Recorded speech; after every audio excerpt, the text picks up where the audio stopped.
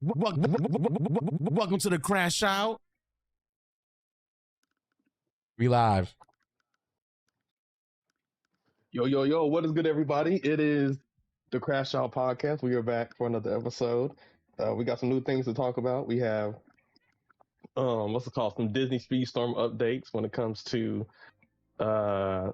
just the upgrade system in general. They're getting rid of a lot of currency, that's season tokens, that's upgrade tokens, and they're going to replace with a whole new system. So we're going to go over that. The new mid-season character Mable came out, so we're going to go over their abilities. And then maybe a division's overhaul. So that'll be the Speedstorm stuff we got to talk about. On the other end, there's a lot of changes, going on with Fortnite and Sonic CrossWorlds update. So we're gonna get all into that and some more information in gaming. So make sure y'all stay tuned for that. But I guess we can introduce ourselves. I am Caleb Black Flash, Speedster Speedstorm, and I'm here. But yeah, Angel, go ahead and introduce yourself, man. Or wait, not Angel, but Sammy. Go ahead, let the people know who you are and what you represent. Okay, so I represent 1/4 of this panel, being the CrashOut podcast. Even though we're down a member tonight, R.I.P. to Nano Blaster. He's not dead, but I mean, he's not here. We'll see him next week. Shout out to Bam Adebayo, 83 points last night from Miami. I know Nano, that's why Nano's not here. He's out there celebrating. They got a parade and all that shit going on. But yeah, it's Sammy Namikaze, the one and only resident Afro Samurai on the podcast. Good to be back for another week. Lots to talk about. I'm excited to get into these topics like always, but I'm not going to hold y'all too long. Angel, top us off, man. The Poppy of Speedstorm. Yo, is here with another exciting podcast. A lot of news, a lot of stuff happening in the gaming world, as well as the Speedstorm world that we're going to talk about. As I'm definitely here for you, furious about what the fuck they're doing. So, without further ado, let's get it on and start. Yo, Sammy, don't get me started, yo. This game, bro. That's all I'm saying. This game. All right, without further ado, let's get the intro started. We'll talk about it, guys.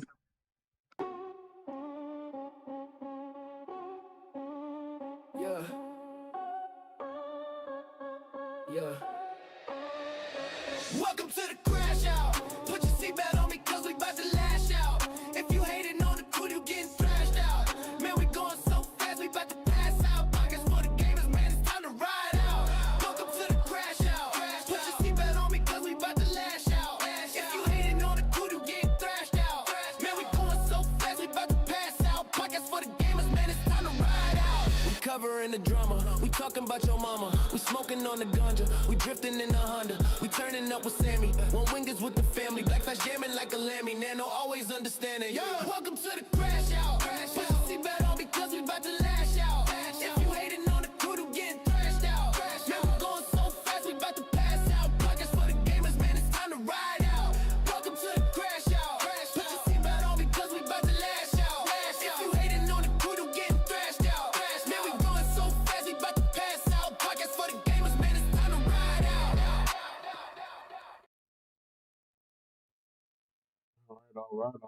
All right.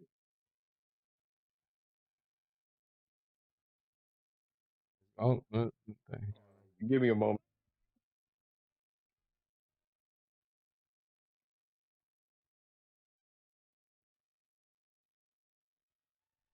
how's everyone doing tonight? Welcome, everybody. Usually I have more than enough time to post these damn links, but normally Nano's also here introducing himself. So, Sammy, take it away. All right, y'all. So, as Caleb did mention, we got some juicy topics to talk about. The first one is being. Oh, we got some stats on the screen. I'm back. All right, First so one yeah, is Disney Speedstorm. So, Caleb, since Sammy don't play, I'll take it away. So for the first topic, we got the Speedstorm. Crazy. Since Sammy don't play. Yeah, we got the mid-season racer Mable. Mable is what's it called? If you didn't know, there's a new movie called out. It's called Hoppers. you know, they made a joke within the movie where it's kind of like, is it like Avatar? Where essentially, you have a human girl, and she basically puts her mind into an animal, and then when she's in the animal form, she's able to communicate and understand what the animals are saying and whatnot. But yeah, it's in the theaters right now. And because it's a Disney movie that's in the theaters, obviously Disney Speedstorm has their collab with it. And Mable is a playable racer within Speedstorm. But obviously they're a mid-season racer, so they are very hard to get. You know, you have to do this Tails event, and you have to do, you know, I guess top 200 in order to get so many shards and unlock her. So some people are going to unlock her, not everybody. But Mable, Angel, do you have Mable? Yeah, I have Mable. You know, I guess maybe you could put it on screen showcasing the character, but essentially Mable is a Dash 2.0, and you know, I guess her other ability is where she throws back some dams or whatever, which is like obstacles on the track. But essentially, she's a clone of Dash where she runs fast, and obviously one of the downsides of Mable is she cannot jump.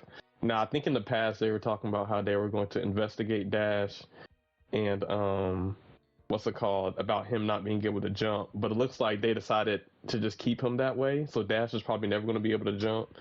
And you know, obviously with Mable coming out and Mable not being able to jump, even though she runs, it just kind of seems like that's going to be the theme going forward. So what do y'all think about that? I guess first of all, about these characters that can run not being able to jump.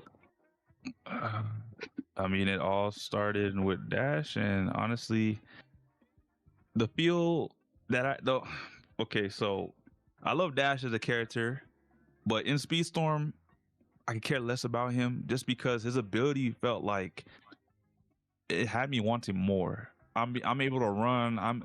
I wanted to feel like Dash, if that made sense. So yeah, I get the aspect of me running. I get the aspect of me taking tight corners. That feels good, but okay, I can't jump over obstacles the same way I can in a cart. So I got to sit there and take the hit. Dash doesn't feel like that in the movies. Dash is able to evade things. So for me, when I'm going to be out of the cart and I'm on foot, I should feel the same way that he does in the movies. Not obviously one for one, because that's never going to happen, but it should feel fluid. It shouldn't feel like I'm being sluggish, if that makes sense. Yeah, I mean, it feels fluid. I think it's one, he's vulnerable. He always gets stunned, and the fact that you can't jump, that eliminates bunny hopping. But obviously, and his speed, for him to be a speedster, he can only go like 165. When you have characters like Zeus, you have people who have autos. You have characters that have speed boosts that can go above 165 miles an hour, 170, 180 at times. Like, yeah, just his ability seems a little bit underwhelming. But I mean, you have these too. Now I think about it, Caleb. They should have gave him a passive while he went when he went on foot. They should have made it where, like, okay, if he's gonna be vulnerable, he should have like 3 strikes where, like, if someone throws some shit at you're like, Dash will automatically negate the damage, and then on the 4th one you get hit. Yeah, or they could just create new characters and make variations. Instead of fixing the old character, they can just make new characters with similar abilities but slightly different. I think that's what they did with Mable.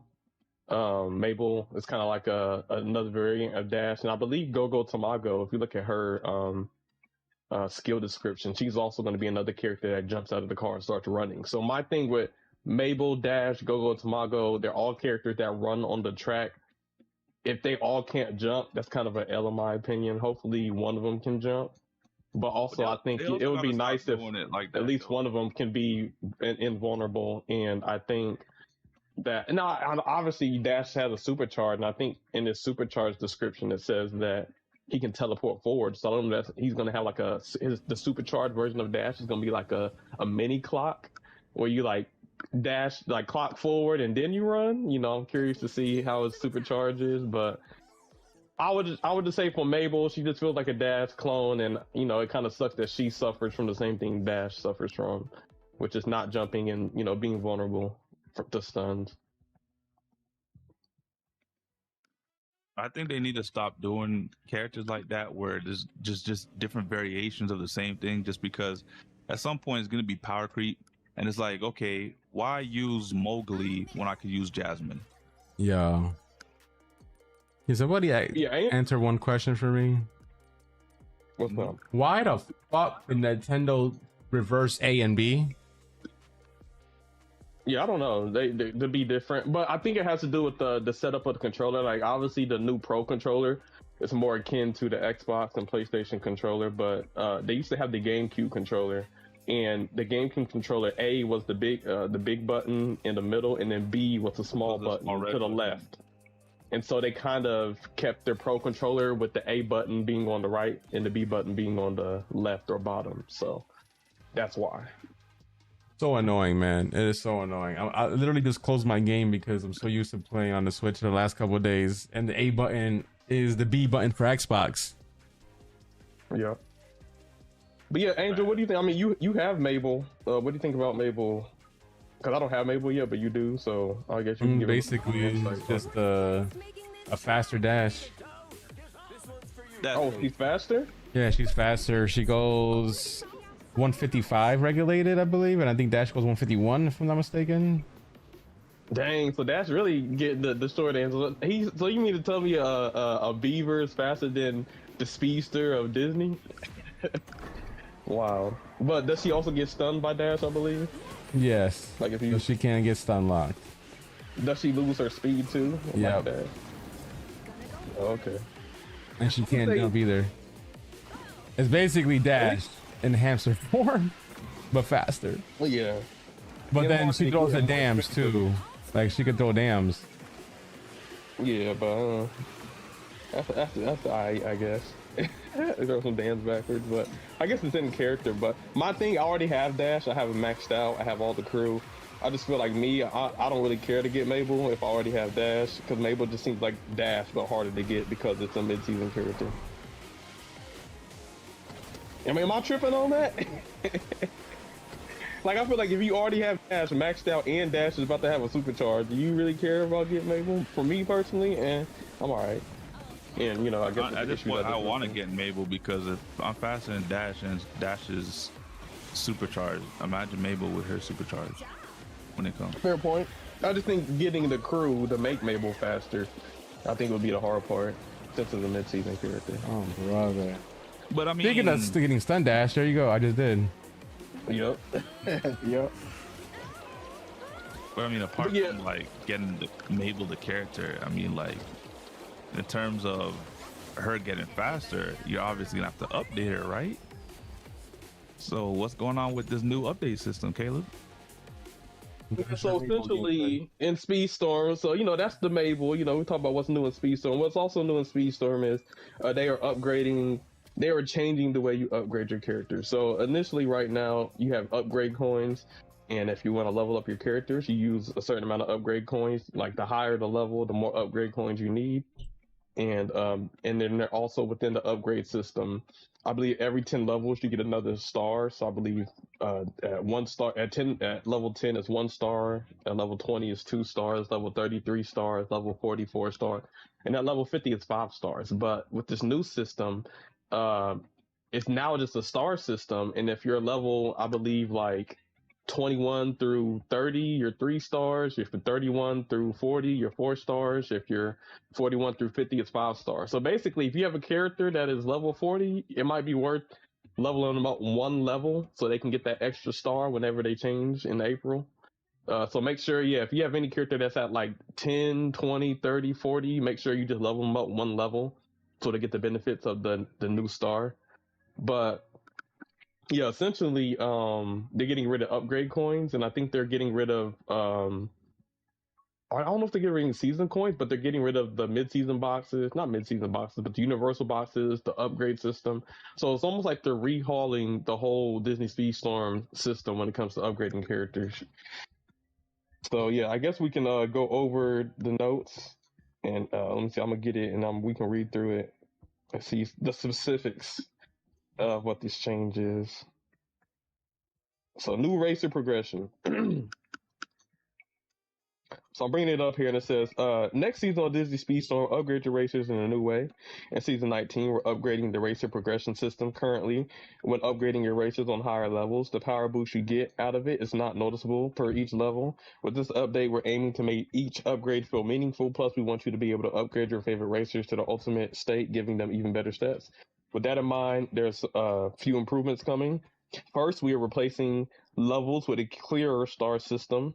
So you have 1 star, 5 star, and the max. So every racer can now be leveled up to 6 stars, from 0 stars to 6 stars. Every time you upgrade a racer, you're giving them a star fragment. 5 star fragments equals a new star for your racer. To upgrade racers, you need a new currency, which is replacing upgrade coins. To make this change a bit smoother, with the launch of the upgrade, we'll be upgrading all of your racers to the next star each. So for an example, if you have a level 32 racer equal to 3 stars, and 1 star fragment in a new system, they will be upgraded to 4 stars, equal to level 40. When a new update launches, note that racers at level 10, 20, 30, 40, 50 won't be upgraded to the next star. They will remain at 1 star, 2 star, 3, 4, 5, respectively. Please refer to the table below to learn how many stars your racer will have after the update, depending on their level before the update. So this is what I was talking about. So as you see, if you have a racer that's 1 through 10, it's 1 star. 11 through 20, it's 2 stars. 21 through 30 is 3 stars. So this is what I'm talking about. So if you have a character that's level 20, they'll be 2 stars. But if you level them up to 21, they'll be 3 stars. So you want to level up any character at 10, 20, 30, 40, 50, at least 1 level above, so they get the benefit to the new change. So yeah, level 31 through 40 is 4 stars. Level 41 through 50 is 5 stars. New currency replacing upgrade coins. With this update, we're discontinuing upgrade coins and introducing a new currency to upgrade your racers. Important notice, upgrade coins will be converted into tokens and adjusted at a rate with the launch of the season on April 19th. Season 19 on April 9th. The amount of tokens you can get via conversion is capped at 2,000. So they're saying, let's say you have 1 million upgrade coins, the most they'll give you is 2,000. That's crazy. So they say we're just not going to, even though you might have bought one of upgrade coins, they're not going to endlessly convert your upgrade coins into the new star system. So that right there is a slap in the face to everybody that fucking bought upgrade coins. Game Love, what the fuck, bro? You basically just took everybody's money. Yep. And say, oh, we took your money, now we're going to implement a new system, and we're only convert you worth $20 worth of currency. Because 2,000 upgrade coins would be like $20, basically. So that's how much they're willing to, I guess, give you. But yeah, the conversion rate is 1 upgrade coin equals 0.024 of a token. Dang, they really, which equals out. It equals out to be somewhere in the 83,000 range. So if you have more than, I would say, rounded off, if you have more than 84,000 upgrade tokens, use them until you have 84,000. So you at least get the 2,000 blue tokens. Yeah. Well, yeah, Angel with the math. So yeah, make sure, you know, basically spend the upgrade tokens, level up your characters, get them to level 50, while you still can. No, don't get them to level 50. Don't get them to level 50. Not, yeah. Abuse the system because they're going to give you a level 58 racer anyways. Get them to at least 41 or at least closer to whatever star level. So, I mean, you don't have that many upgrade tokens or shards, but you can get them like at least 31. Do that to at least get a 4-star racer out of it. You know what I'm saying? But don't upgrade any racer above 41. Save those upgrade tokens to get somebody else to 41. Upgrade smart so you can, you know, you pretty much can get a maxed out fucking roster if you have a full roster of 41 characters. So, yep. All right, then it says, well, this is their advice. You know, obviously you should listen to us on the CrashOut podcast, but let's see what Game Loft is giving you as advice.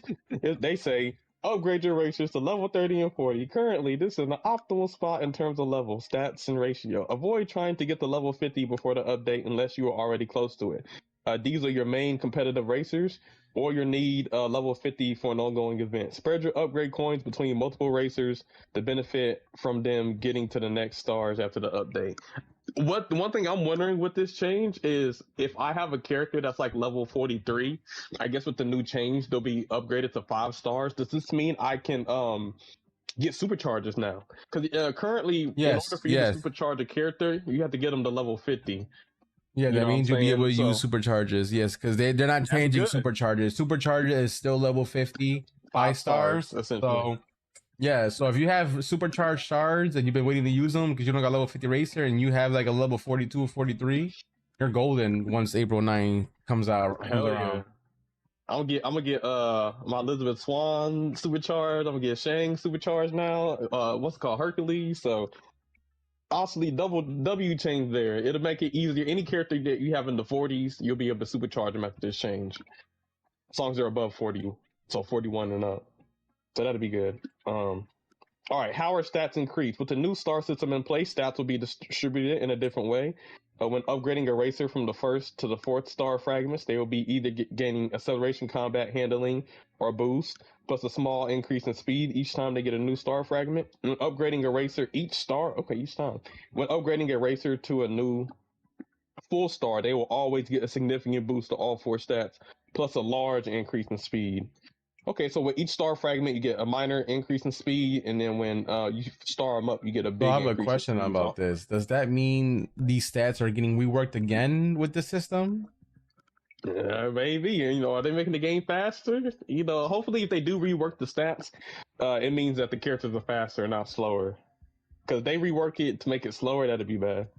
And then All right, this now, next point, once you read this, I want to touch on this.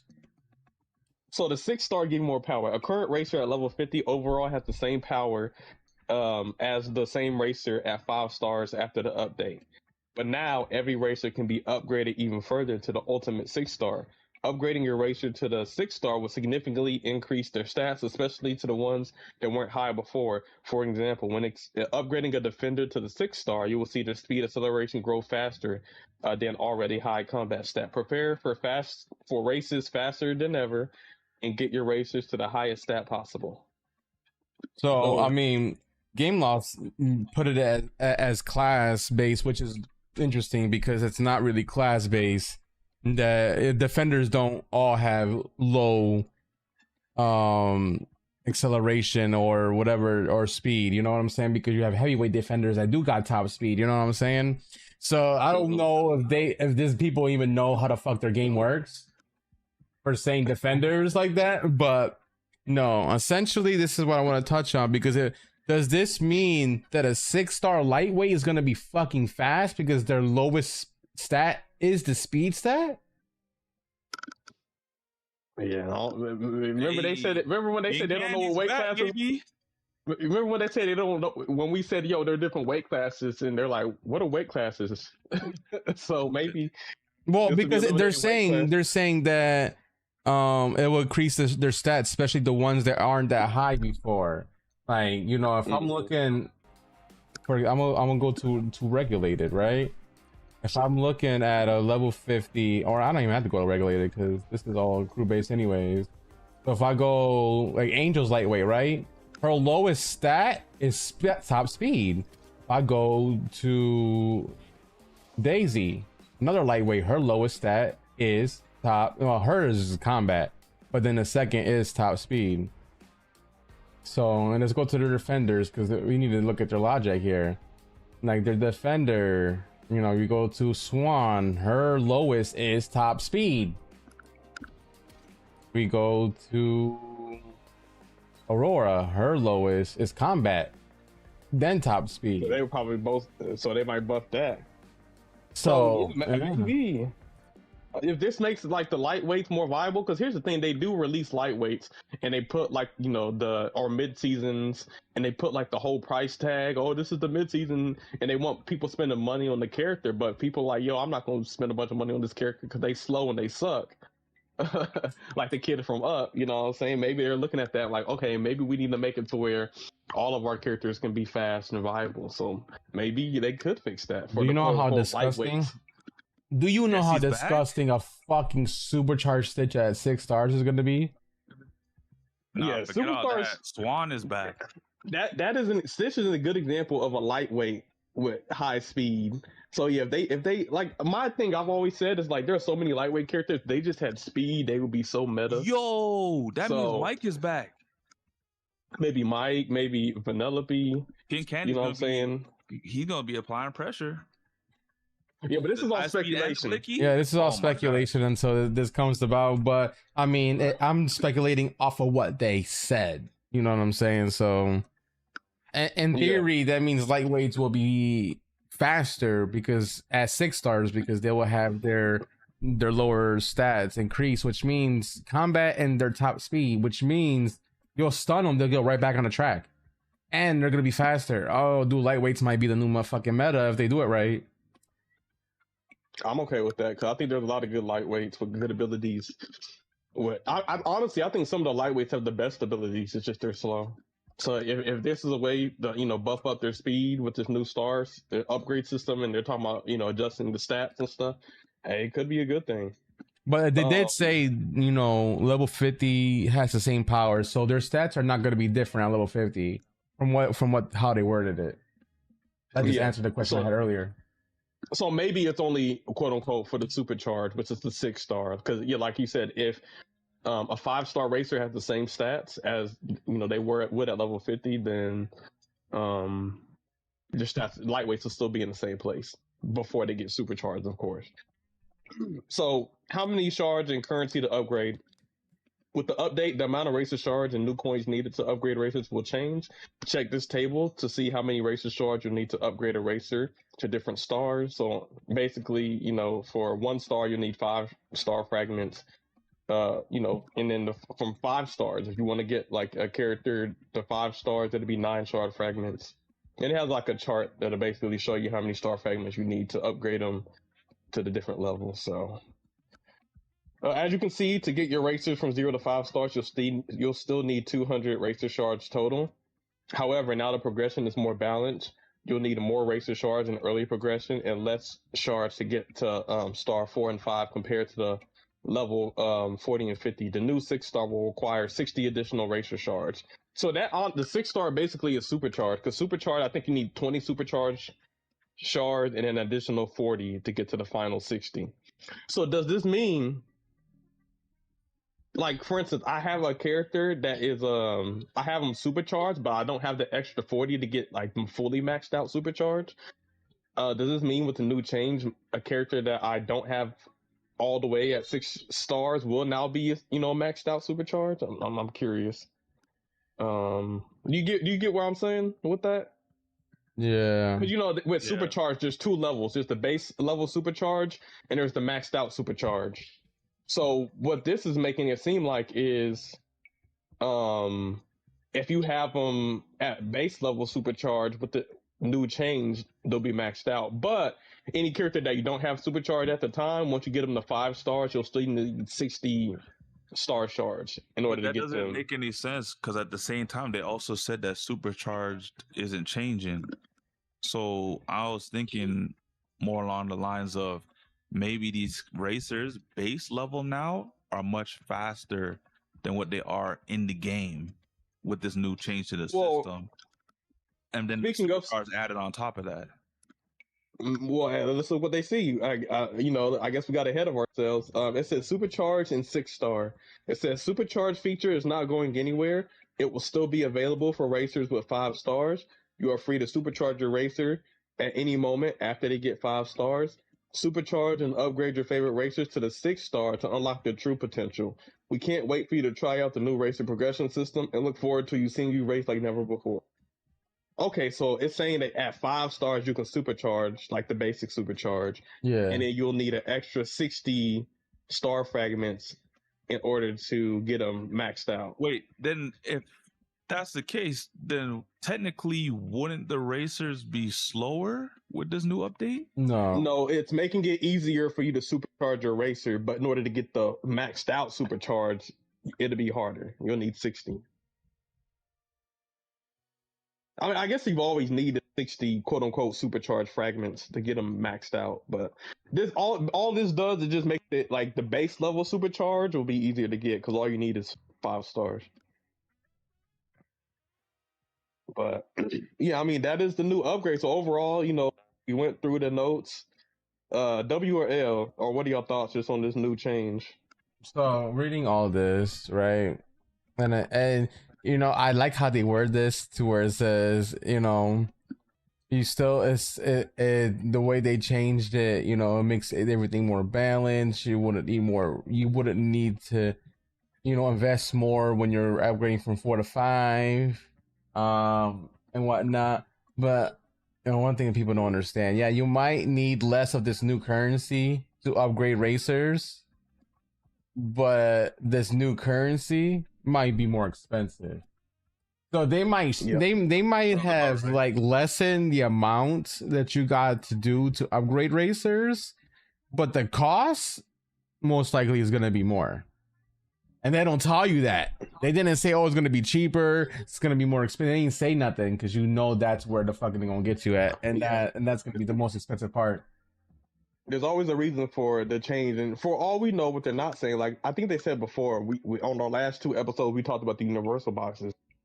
There will be no new content added to universal boxes. They might be taking away universal boxes. So I would say, maybe, while you still have season coins, hit up that universal box as much as possible so you can unlock what you can.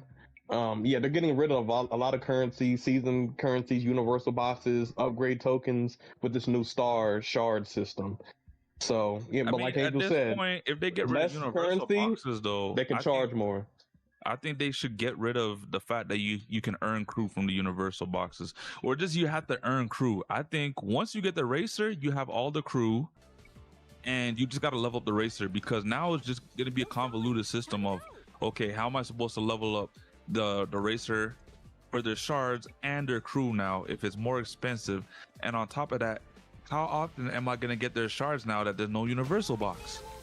Well, you'll have to pay for it. As you've seen the new car season, yes, you can get shards for Lightning McQueen, but to get his crew, I mean, they've just had like, $14.99 if you want crew. And obviously they sprinkled a little bit of the Lightning McQueen or the Cars crew in like some of these Tails events, but the days of getting crew from universal boxes and stuff is over.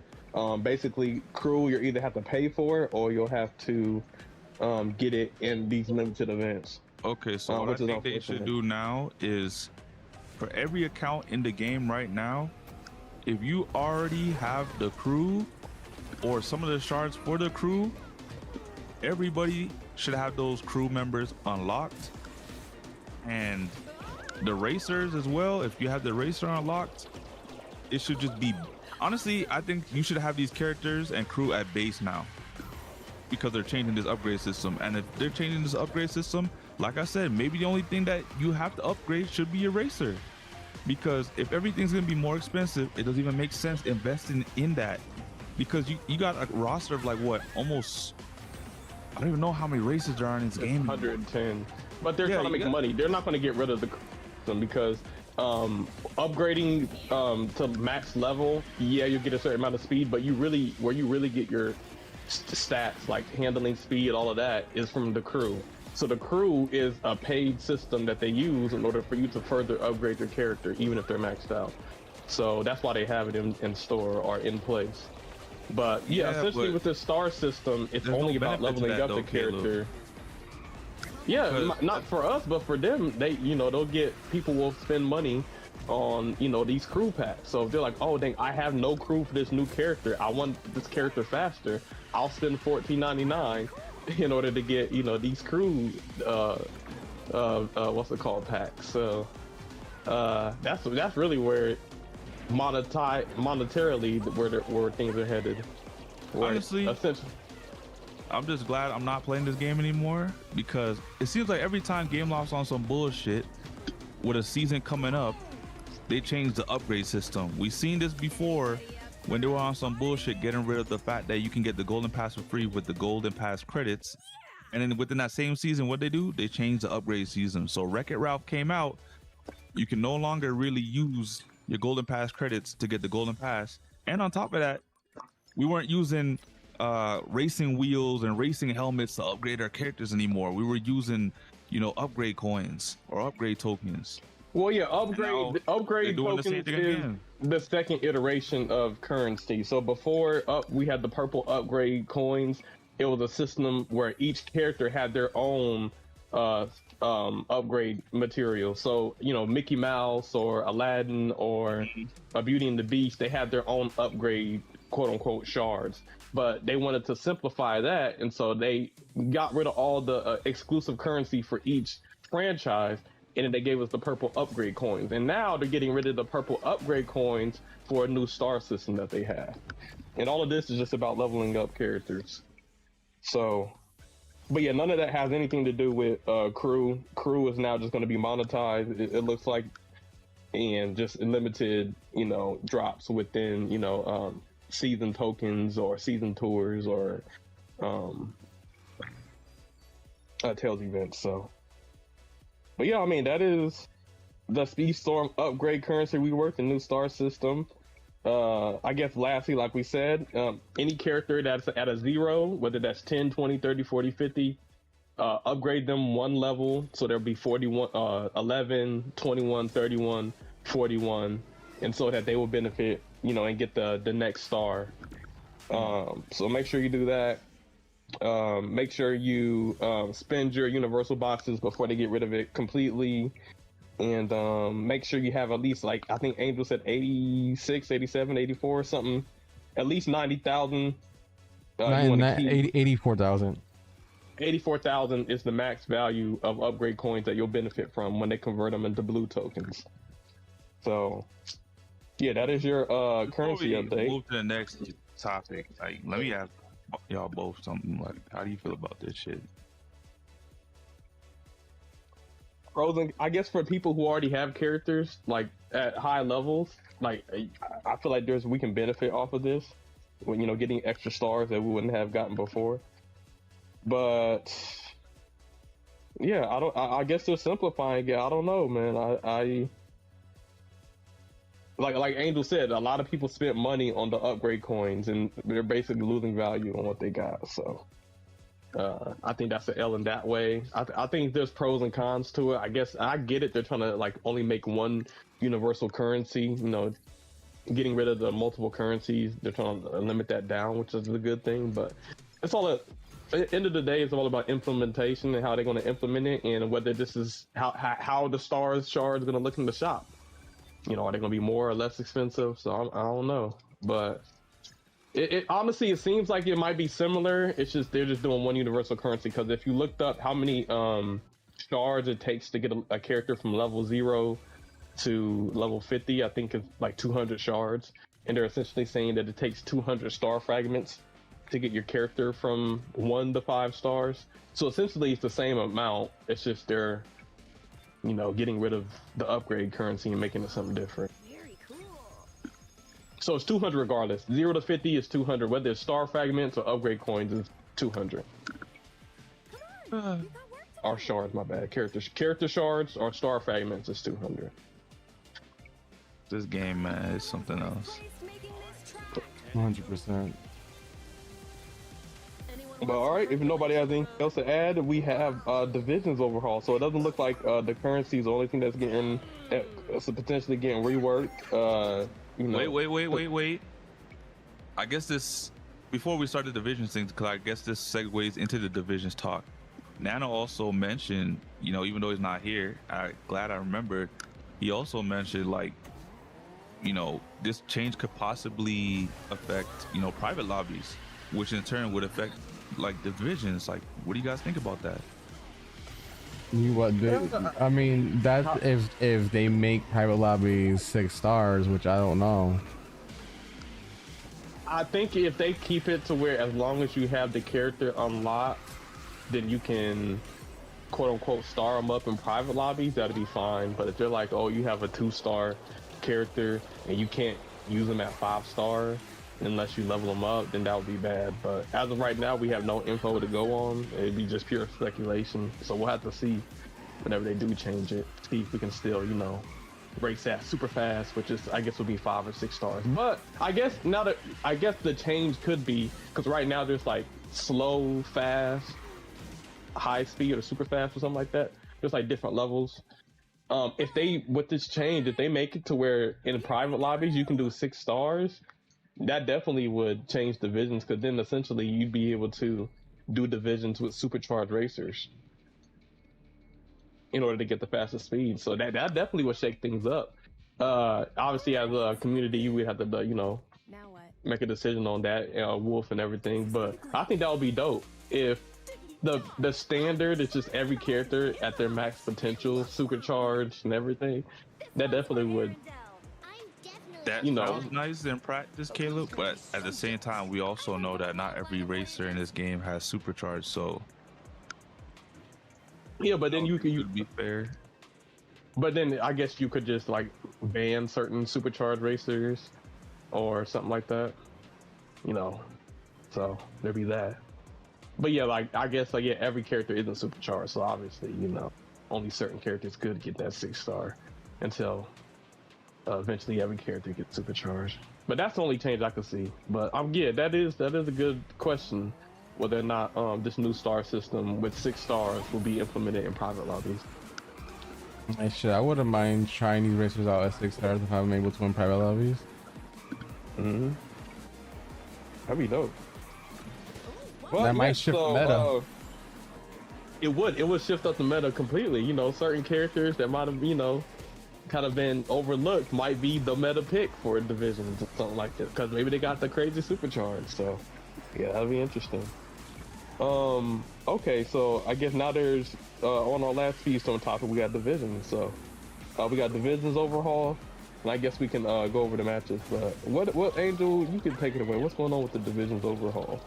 Well, I mean, nothing's set in stone, but there's been talks in the division Discord about changing the structure or shaking things up in the divisions, because there's been a lot of talks where a lot of the division stuff has been kind of boring to a lot of people because it's the same teams going at it in the finals, and nobody else can compete with them, and there's some teams that even thinking about retiring because they're compared to other teams, there's no way for them to win.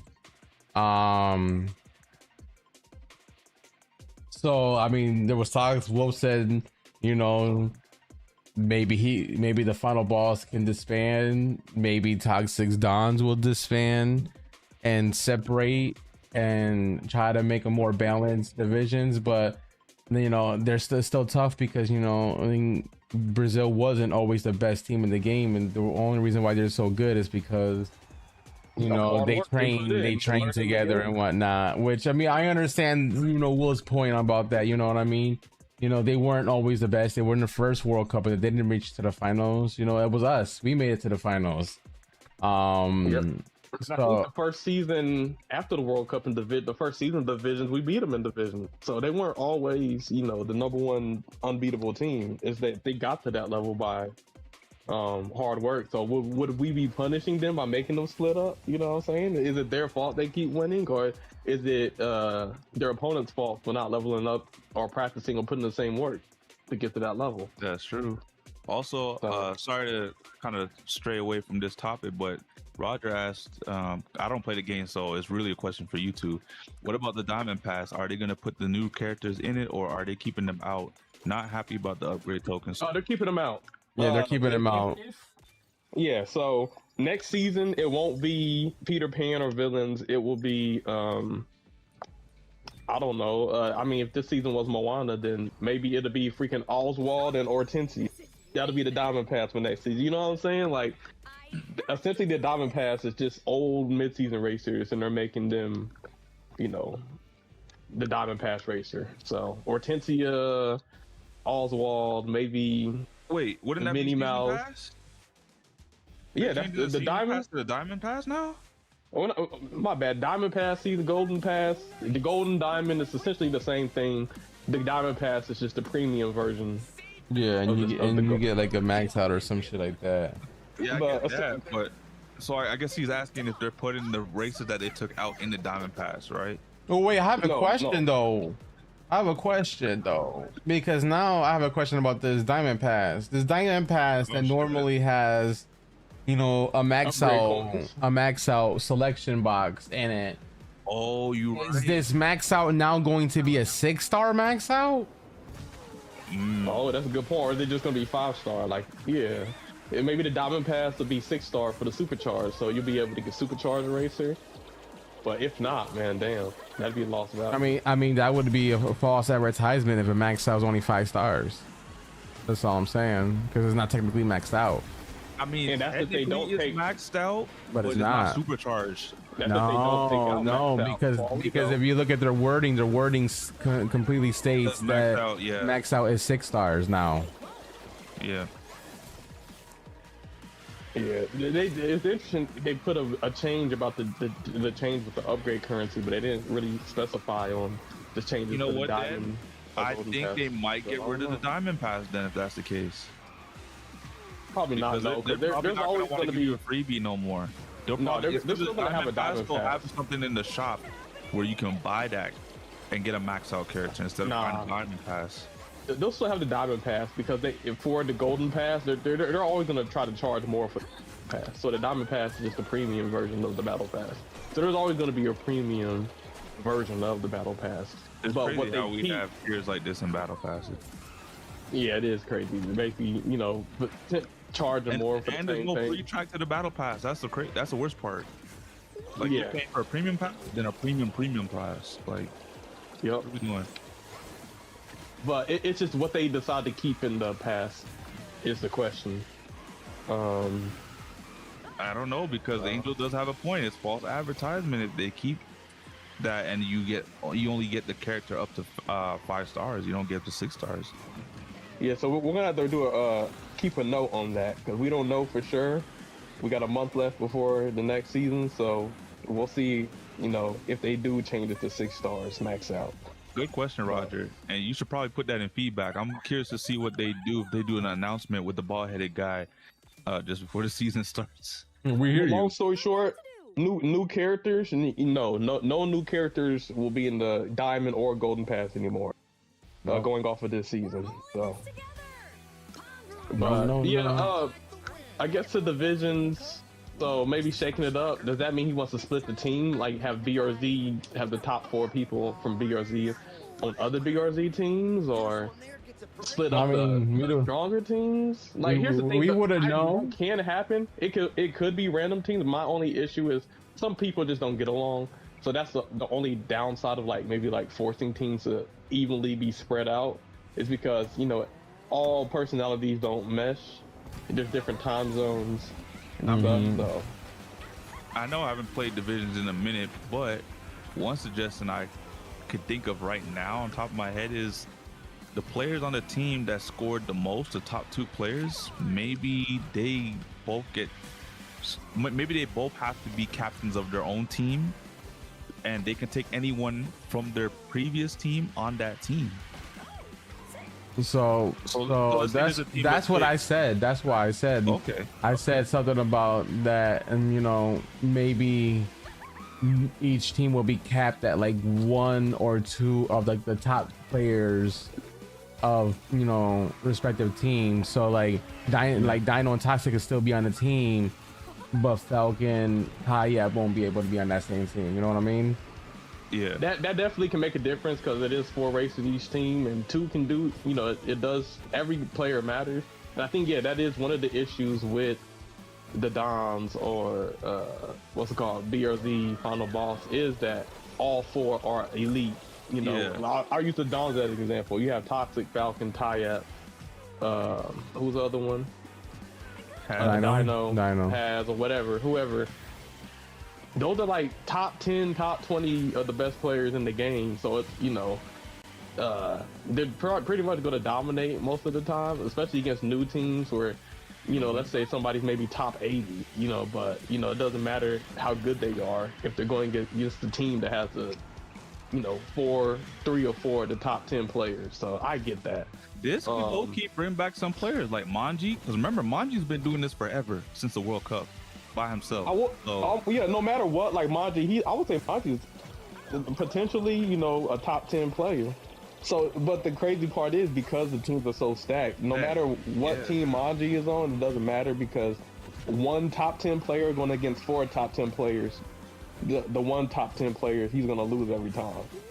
because it's almost like going against four themselves. Yeah. In terms of power level. I'm actually happy you mentioned that, Angel, because this is probably one of the biggest changes they could do to kind of like balance out the divisions, because now you'll have players at all levels vying to join these teams, whether you make the cut or not. But because of that, these teams won't be fully elite, if that makes sense. They'll probably have like 1 or 2 top players, and then the other 4 are going to be somewhere in the middle or somewhere on the bottom end of the comp scene. So this can ultimately change things in terms of predictions for matches, and also bring some fresh faces to the scene. And I also pointed out that this can also be a good thing for the newer players, because now they have top players teaching them how to fucking play the game. To Ferrari, where that's a shout out to you and Ferrari. to where they would be able to start matching with the higher end players, because they're learning from the those top players. I mean, I know there's pros and cons. The cons is, like Caleb was saying, time zones, language barriers. There's, possibly ego heads fucking clashing, and people probably just don't get along. They don't have chemistry because they are not familiar with each other. You know what I mean? But I also argue that also we're to the point where, like, say Toxic and Cheese made a team, right? They can still have their KH fan in there, you know what I'm saying? And they can still have like a Tom 4K in there, and it still won't be as strong as Don's, but it'll still be a strong Don's team. You know what I'm saying? Yeah. Mm-hmm. And like that goes for like Brazil or any other team for that matter. You're benefiting because you're teaching new players, but also the matches would be balanced because there won't be a super team of 4 players. I will say, if anything, all that's gonna do is make the Brazil teams like 10 different teams now. Swapping out different Brazilian players. So maybe instead of having Hayes, Quinho, and Nunn, they swap them out for 604 Lucas. Yeah, I don't know, but curious. Yeah, I think there could be some good changes. But I also see the pros in it too. I feel like there's I said all the cons, but I feel like there's also some pros. You might make a new friend. You might bond with somebody you never would have known, because you just never played or never associated with that person before. You also might not like the person. You know what I'm saying?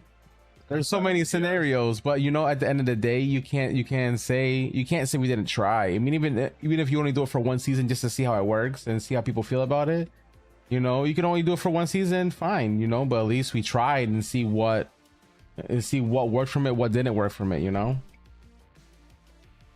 Mm-hmm.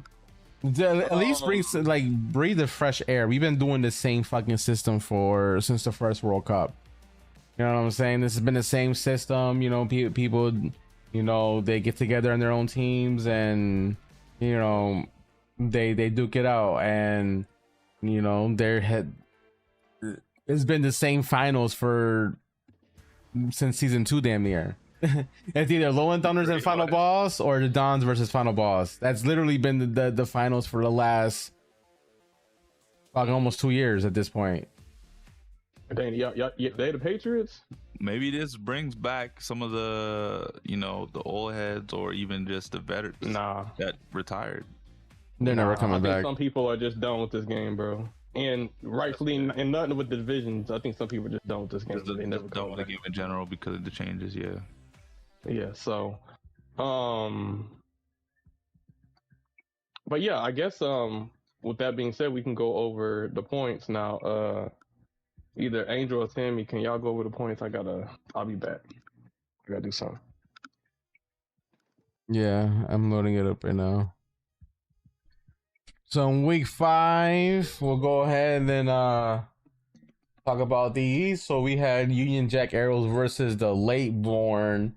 It was Late Born 244 to UGA's 116. We had Alphin leading the pack. Alphin is also a new member of the Late Born. They picked him up last week. and already shining MVP of the game with 67 points. Maisie 64, Suns 58, Seymour 55. Also, Micromass joins the late born as well this week as well. And then for UGA we had 3-headed monkey with 39, Galvanier with 33, Turrets with 26, and Phoenix Evolved with 18. So that is your score for that specific match. Then we have, you know what, I can't load it up as a new page. All right, RSA versus Catastrophe. Oh, what the fuck? That's not what I wanted to load up. There you go. Versus Catastrophe. It was a 2-point game. It was RSA 179, Catastrophe 181. So Catastrophe won by 2 points.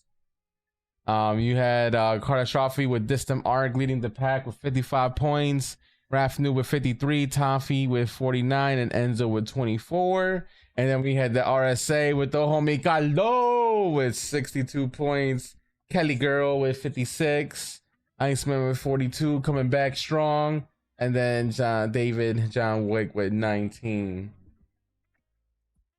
What a race, yo. What a race. This was actually a really fun race to see. Very evenly and balanced match. And then, you know, piggyback about the divisions. I feel like this season of divisions, a lot of people are more excited to watch the rookies play than the veterans, because the rookie teams are more unpredictable than the pro teams.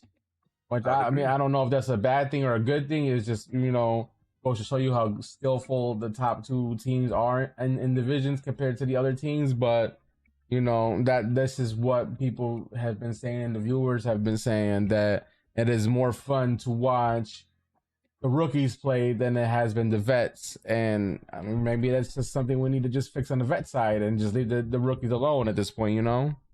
But I mean, I can understand that because they're unknowns. So a lot of people are kind of curious to see like what's their play style, how they can compete amongst each other, or they want to see like their skill. Like, okay, they're competing against each other, but who's the best out of this group? Could they hang with us? So I like the suggestion you made, Angel. If the top two players of respected teams had to split up and captain their own team, like some of these rookies would eventually be on these teams, and that would be interesting for division in general. Yeah. I mean, I can see it work. I can see it not work. I mean, it's like a 50-50. But I mean, I think it'll be a good little shakeup where, you know, you never know what's gonna happen. I'd agree. Then we had Pharaoh versus Pure Country. Pharaoh beating Pure Country 188 to 172. Another pretty close match here, winning by 16 points. We have Bronco with 65 leading the pack for the Pharaoh. Timotheo with 46. Carter with 44. Tramal with 33. And then we got Pure Country with Terrace with 56. Elsa's husband with 52. Montrose with 39. Foster with 23, with Ultimo Crazy with 2 points.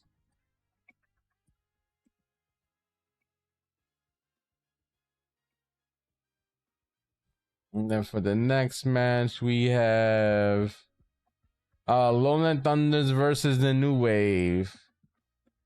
Lowland Thunders beats the New Wave by 12 points. We had Goblin King with 57, Sam Wongs with 51, Cedric with 40, and Ferrari with 38. And then for the New Wave, we had Poppy with 53, DK with 45, Lucas with 42, and Kelwis with 34. It's a pretty close match. I mean, you know, I made some mistakes, you know, but you know, it wasn't my highest scoring game. Normally I score 60 to 70 points, so you already know, right? The difficulty against the Lowland Thunders was there.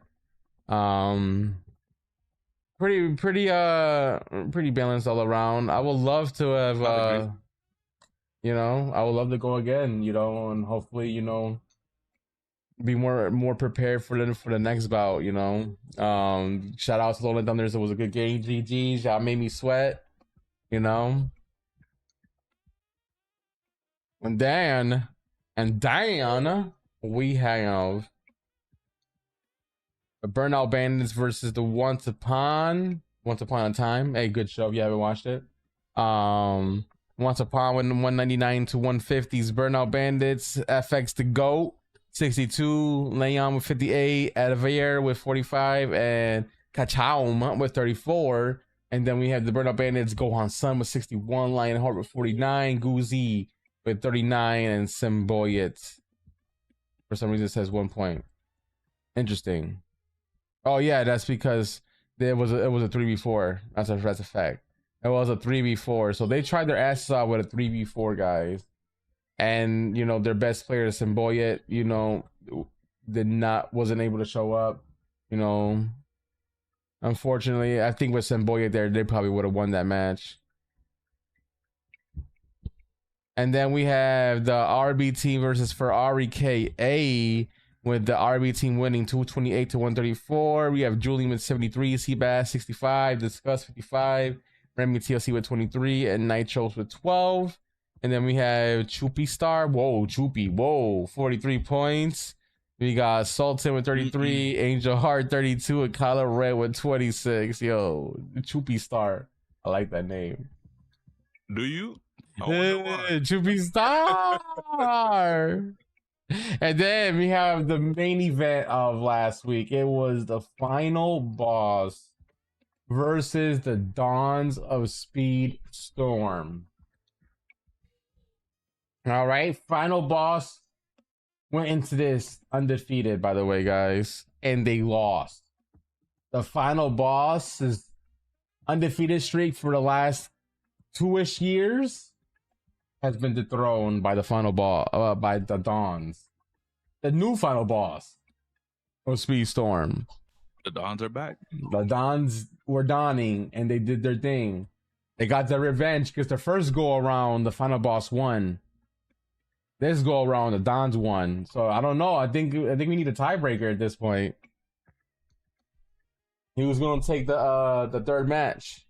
Yep, So both boxers already lost their O. Yeah. So with the Dons 185, Dino leading the pack with 64, Tyap with 54, Falcon with 35, Toxic with 32. And then on the final ball side, we had Valix leading the pack with 51 points, Wolf 48, Rugal 45, and Hayes with 30 points. So Dino being the true MVP here, with the only member getting over 60 points there. Dino doing his thing. Arguably probably one of the best racers in the game.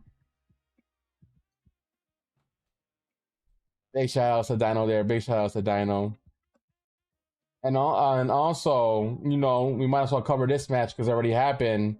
For week 6 this week, we already had a match happening because scheduling conflict. So they decided to do their match on Monday. This happened 2 days ago. The Dons versus the Lowland Thunders. And the match was the Dons winning with 208 compared to the Lowland Thunders 152.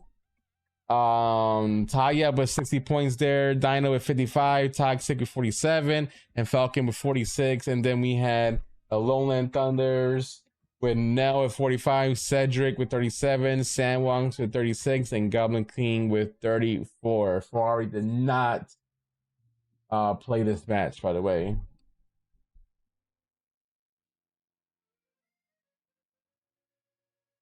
And that is your divisions go around for this week.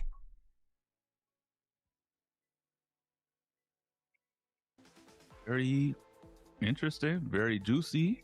Here we go. And I'm excited for the future of divisions and what the overhaul is going to look like as well. Shall we go against the final boss this week? You gonna lock in Angel? No, man, I'm gonna try my best, bro. I'm gonna try my best to give them their second L, but So you sound like you about to drop 80. nah, yeah. If I could drop 80 on these You boys, about to pull a Kobe? oh shit! Can you imagine?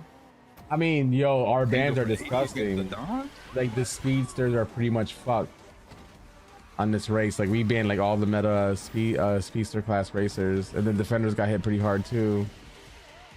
That just means it's gonna be a very interesting race. It's gonna be neck and neck. Yeah, it's gonna be very interesting. And you I know, remember we did that once. I forgot which team we did that against. Was it BRZ?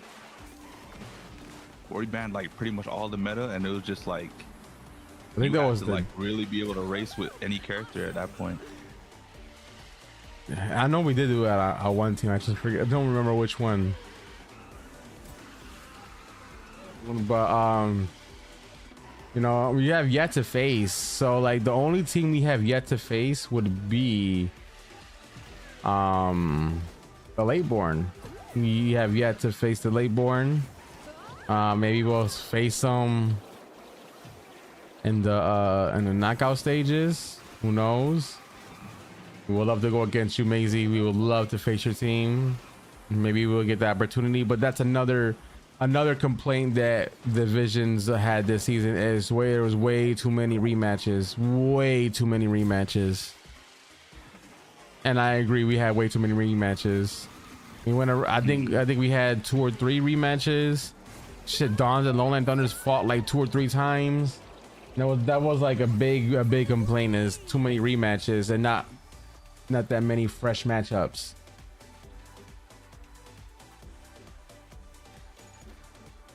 I don't know how you fix that though. The only way I could see the only thing I could suggest that might change that a little bit is to just do different groups, like group A, B, C, D, like the World Cup.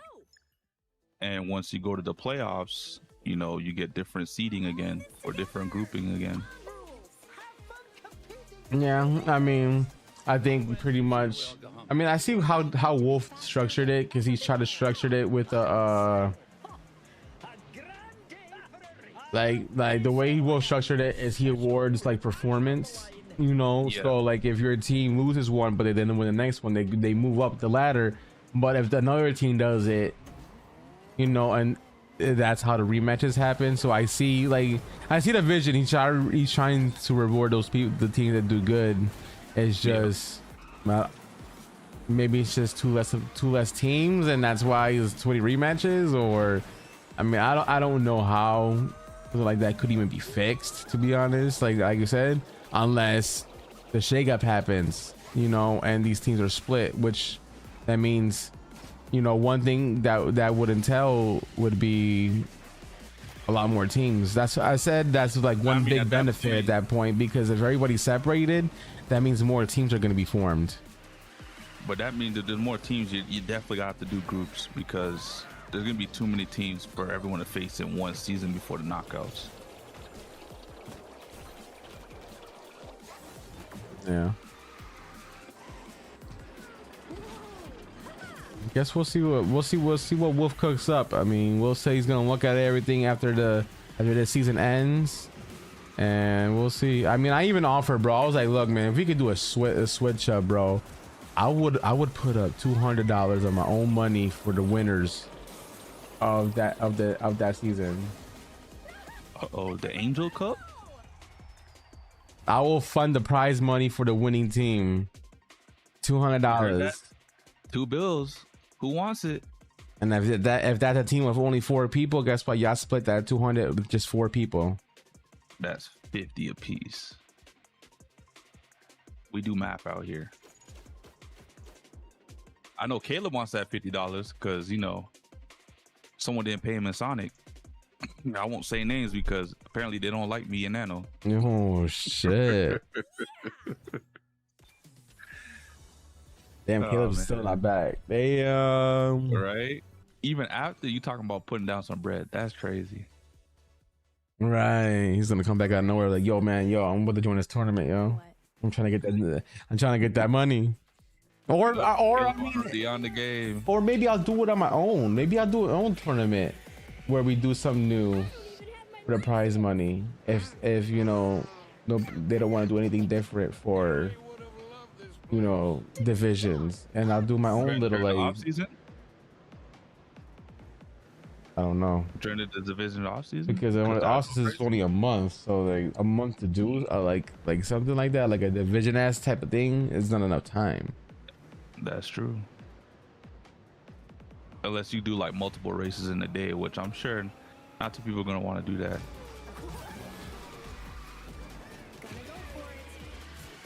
It's a fact. That's why, I don't know. I mean, it could kind of work unless you instead of doing like instead of doing like 10 races in a 1v1 team against team. I mean, like, what if it's like one race and then you move on? Or look, I also said this. What if we do a special division season, but instead of it being the same 4 players, we do either a duo or a solo version?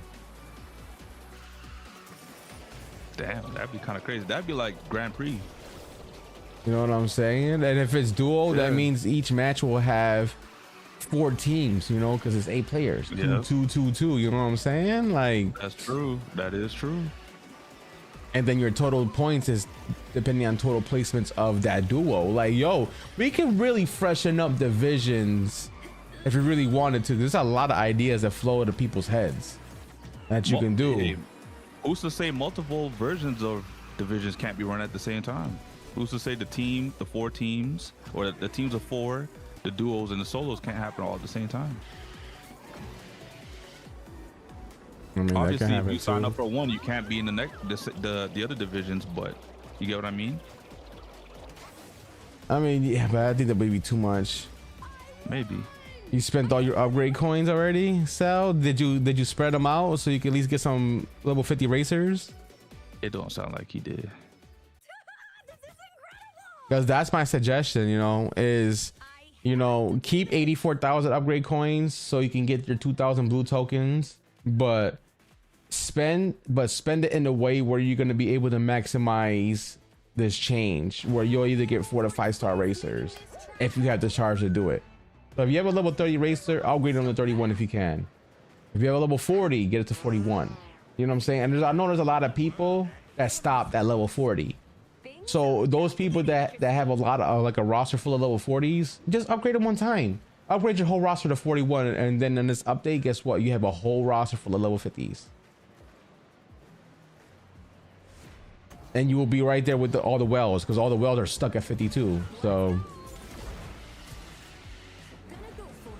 now, I don't know if this is true or not, but from what I heard is if you have, for an example, if you have a racer that's level 40 and you have 60 shards, those 60 shards will convert. So you will have already the shards that you need to get them to level 60. You would just need the currency. I don't know if that's true or not, but if that's the case, racers like Mable and them, get them to 41 and then keep 60 shards. And don't get them to 50. And that means that those characters will be able to get to 60 right off the bat.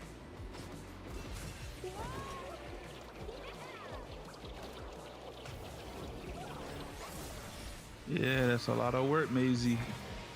I don't envy you. I don't even know what my account is looking like. I had a lot of level 40 plus. Some at 43, some at 42, all over the place. So, not that it matters, because not like I'm gonna log in to see which one's got the bump, but So that's 34k upgrade to get how many people? That's 40 people to 41. Yeah, see, that's a lot. That's still a lot of upgrade coins. But I mean, if you don't care about the blue tokens, I think truthfully, the better option will probably just be spend all your upgrade tokens to get as many people as you can to that level 50. Because that'll be the more expensive option for you to save, truthfully. All right, I'm back, y'all. I missed anything? nah, we pretty much going over to the next topic. All right. Angel was Well, just reiterating how to do the upgrades with this new upgrade system, because a lot of people are coming out the woodwork saying they scared. yeah, rightfully so, because with the track record, but like I said, we can speculate, but we need to focus on what is confirmed. We don't want to speculate too negatively, because like I said, it could be good, it could be bad. We just don't know, So my only thing is, as long as we focus in on what we know. But yeah, But yeah, next subject, we got Sonic Racing CrossWorlds. You know, not too much going on, but I guess for the month of March, I guess you could put on screen, Angel. They do have a what do they call it? A roadmap of what's to come for Sonic Racing CrossWorlds for those who play that game still. And right now, we have a Legend competition 3. It's basically the same as round 1, but they added a gadget, the quick recovery gadget, where if you get stunned, you quick recovery. So you can add quick recovery to ultimate charge. So that's kind of been the meta that's been dominating the Legend competition round 3. So it's been sweaty. It's almost like basically you can't stun anybody. They're always, you know, either invulnerable or if you do stun, they'll recover quick. So it's been interesting. That's been the Legend competition round 3. It'll be going on until Sunday, until March 15th. And then after March 15th on Sonic Racing CrossWorlds, we have a mystery festival coming up with the new character that's going to drop. But apparently there's been some leaks, and the leak is that the character that is going to be the mystery festival is Samba the Amigo. So we just got I. But I think Samba the Amigo got leaked, if what I saw was true. You know, it could be false, but from what I'm seeing, it's going to be Samba. So that's what you got to look forward to. Sonic Racing CrossWorlds. You know, and I would say there's been some people posting some videos about, you know, the game feeling stale. What do y'all think about right now with Sonic Racing CrossWorlds? Where it's at? Do you feel like it's stale? Do you feel like there's enough content being dropped? How do y'all feel the game is right now? I think it's in a good place, and I'll say this. The reason why I say this is because right now they always got something going on, whether it's for the sweats or for the casuals, whether that's Legend competition or that's the festival. However, there was a Sega call, right? And they were looking at their finance and their actuals, and you know, Sega Sammy said, "Look, CrossWorlds had a lot of praise and acclaim. It sold us 1 million, but we wanted more than 1 million copies sold. You know, so we had some other games that dropped. They sold quite a bit. They scored high on reviews, but we wanted more sales out of copies. So guess what? Because they're not where we want them to be, we're sending more resources to them." If that's not the most backwards thing I've ever heard, not because it's the wrong thing to do, it's the right thing to do actually, but because what have we heard from companies where they had studios that are underperforming? They cut resources and the game shuts down. Sega is doing the opposite. They said, look, these games are scoring high, but we're not selling enough copies. Send more resources. So if Sonic is already giving you variety in terms of content right now, and Sega said they're going to send more resources to the game, I can only imagine what else they're going to be adding. Well, I mean, if you think about it. I mean, the game is fundamentally fun. Don't get me wrong. Even though I don't play it as much as I used to, the game is really fun. You know, and if the reviews and everybody else is praising the game is gonna work. They just need the more help to get it to where it's gonna sell more copies. So they got the good reviews. They want now must play. So they got to upgrade their game from good reviews to must play, so they can sell more copies. Yeah. And when it comes to sales, they're probably comparing to their number one competitor, which is Mario Kart. So obviously, when it comes to sales, Mario Kart sold more. So that could be the comparison they're looking at. But I think what they could do to get more sales is, one, put the game on sale, make it cheaper, which they have been doing on all platforms. I constantly see Sonic Racing CrossWorlds on sale and whatnot. So like that's a good thing. The deluxe edition. Yeah, and I don't mind paying the more expensive version because I really support the game. But obviously, putting it on sale will make it easier for people who maybe got less resources to get. So that's good. Obviously, when they come out with new tracks and characters like the Avatar, Ninja Turtles, Mega Man, you know, there'll be people who want to play those characters and get the game then. So having a sale on the game and have that update, that'll be good. I think the biggest thing right now for Sonic Racing CrossWorlds that I guess like people are complaining about, and me personally, is they don't have enough CrossWorlds. Like, and maybe they need to add more tracks, and the tracks need to be less simple. But I guess like when you compare, like, I don't know, the Bikini Bottom track, and then what was the other one? Oh, it was SpongeBob. We got Pac-Man. What was the other one? The tracks are a little bit simple, so they need to have more complex tracks. They need to add more tracks, and I think more crossworld. So even if you add like 20 more tracks, if you're still doing the same 5 crossworlds, at a certain point, the crossworlds are going to start feeling stale. So they need to add more crossworlds with the new tracks that are coming up. Not just, because adding new characters is cool, but if you're adding a bunch of new characters, but you're not adding the tracks or crossworlds to match up with that, I could see it getting stale a little bit. And then also, they need to add supersonic speed to ranked or some, not ranked, but like online competitive, whether that's world maps. Like, I don't know why they still haven't added supersonic speed. Supersonic speed is only used on like offline for Grand Prix or whatnot. That needs to change. They need to add it to where they mix in the supersonic speed, and then also don't have so many barriers when it comes to private lobbies. Because in private lobbies, you can't even, do supersonic speed with this and this and that. So I don't know why they have it that way, but they need to give a supersonic speed, add more cross worlds, and make the maps that they do release that are new more complex and not so simple. So yeah, that's what I think they could do to improve Sonic Racing Crossworld. So I think they can accomplish that, especially if Sega's saying we're sending more resources to them. Mm-hmm. Like, I don't often hear that in gaming, where the company wants to send more resources Yeah, to 'cause their this is- studios.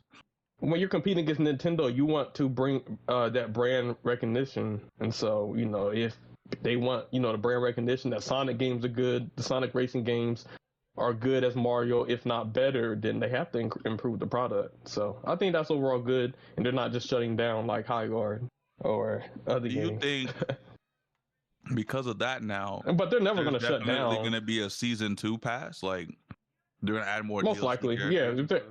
yeah. But like I said, if they do add a season 2 pass, the tracks need to be more complex and less simple. Don't just add a new track. Oh, we got the new Kids Next Door track, and it's just a rectangle. You know what I'm saying? They got to make the track better. And for me, coming from my Hot Wheels Unleashed game where you could build your own tracks, even me, like as a track builder, like I realize some of those tracks are just very piss poor in the effort. I'll be honest. It could be way better. But yeah, that is the Sonic Racing Crossworlds news. I guess next up we got Fortnite. So I know a lot of people who, play Speedstorm or play CrossWorlds also play Fortnite, and we've been getting some new news with Fortnite. So the first news we got is V-Bucks are getting more expensive after Fortnite wins the battle against Apple. So if you don't know the history, essentially, Fortnite was on the Apple Store, but then they took Fortnite off of the Apple Store because they didn't want to pay the 30% fee that Apple was charging to have the game on their platform. So they went to court and everything, and eventually they won and they were able to have Fortnite on Apple Store without having to pay that 30%. And so when they did this, they made the V-Bucks cheaper. So in order to get like you could pay like $7.99 or something like that, and you could get like I think 1,000 V-Bucks. But over time, they've increased it to $8.99 for 1,000 V-Bucks, and now the $8.99 doesn't get you 1,000 V-Bucks anymore; only gets you 800. So they basically are making the currency more expensive.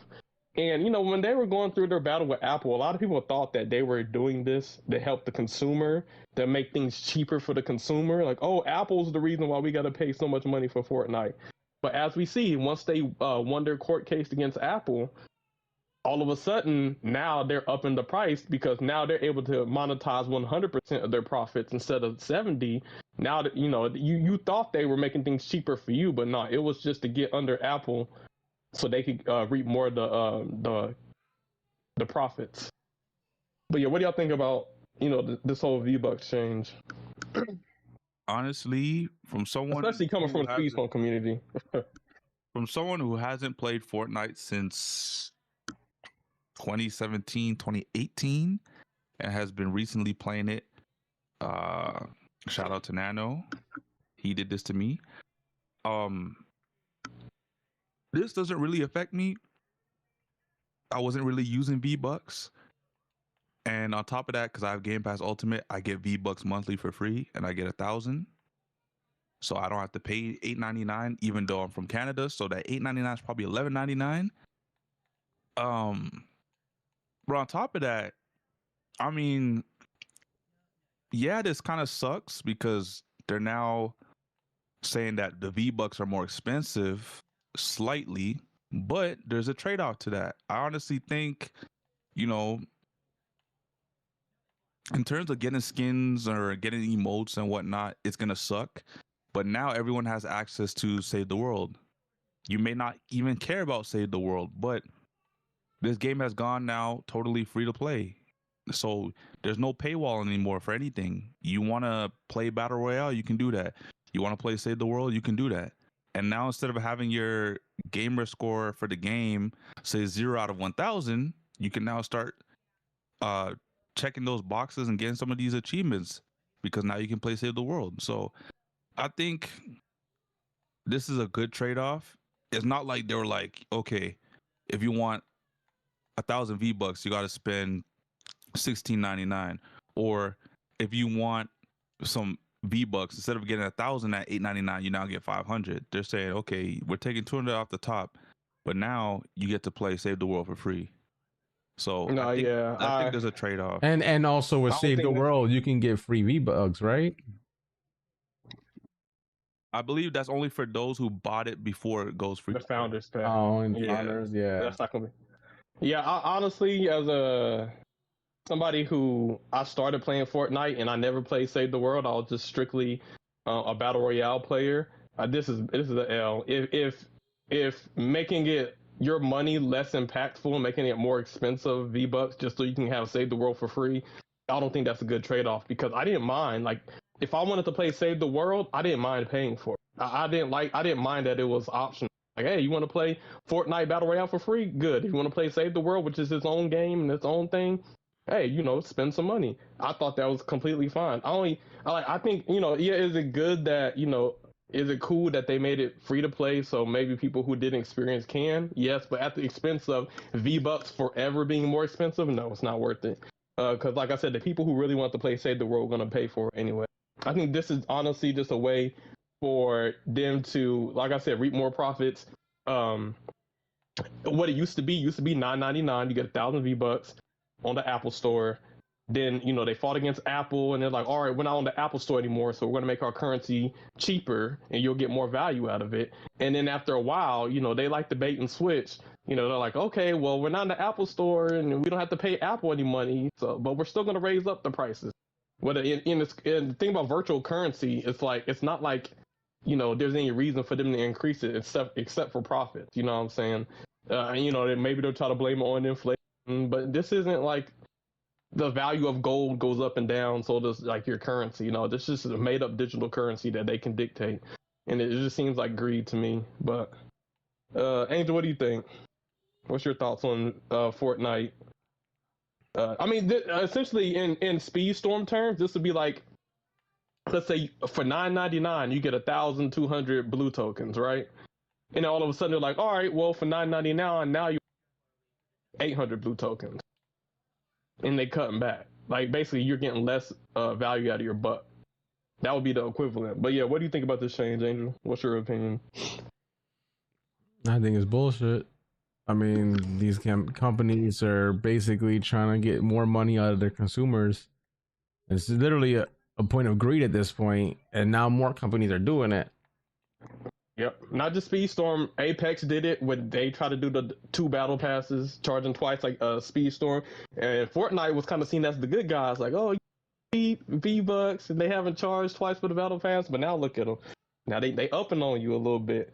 And I just wanted I brought up I think it was a picture of the history Fortnite Apple Store battle. So, following a near 5-year legal battle, Fortnite returned to the Apple Store in the U.S. May of 2025 after a judge found Apple in contempt for blocking the game. The dispute began in 2020 when Epic bypassed Apple's 30% commission, leading to a massive multi-year antitrust lawsuit.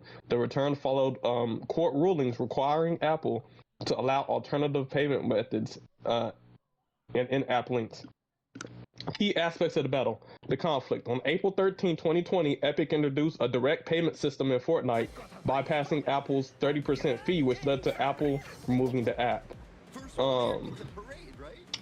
Epic sued Apple for antitrust violations, allegedly monopoly. Apple countersued for the breach of contract.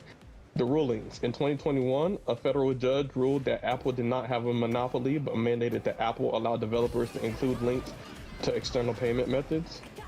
Contempt and return. In 2025, a judge found that Apple was in willful violation of the 2021 order for restricting these external links.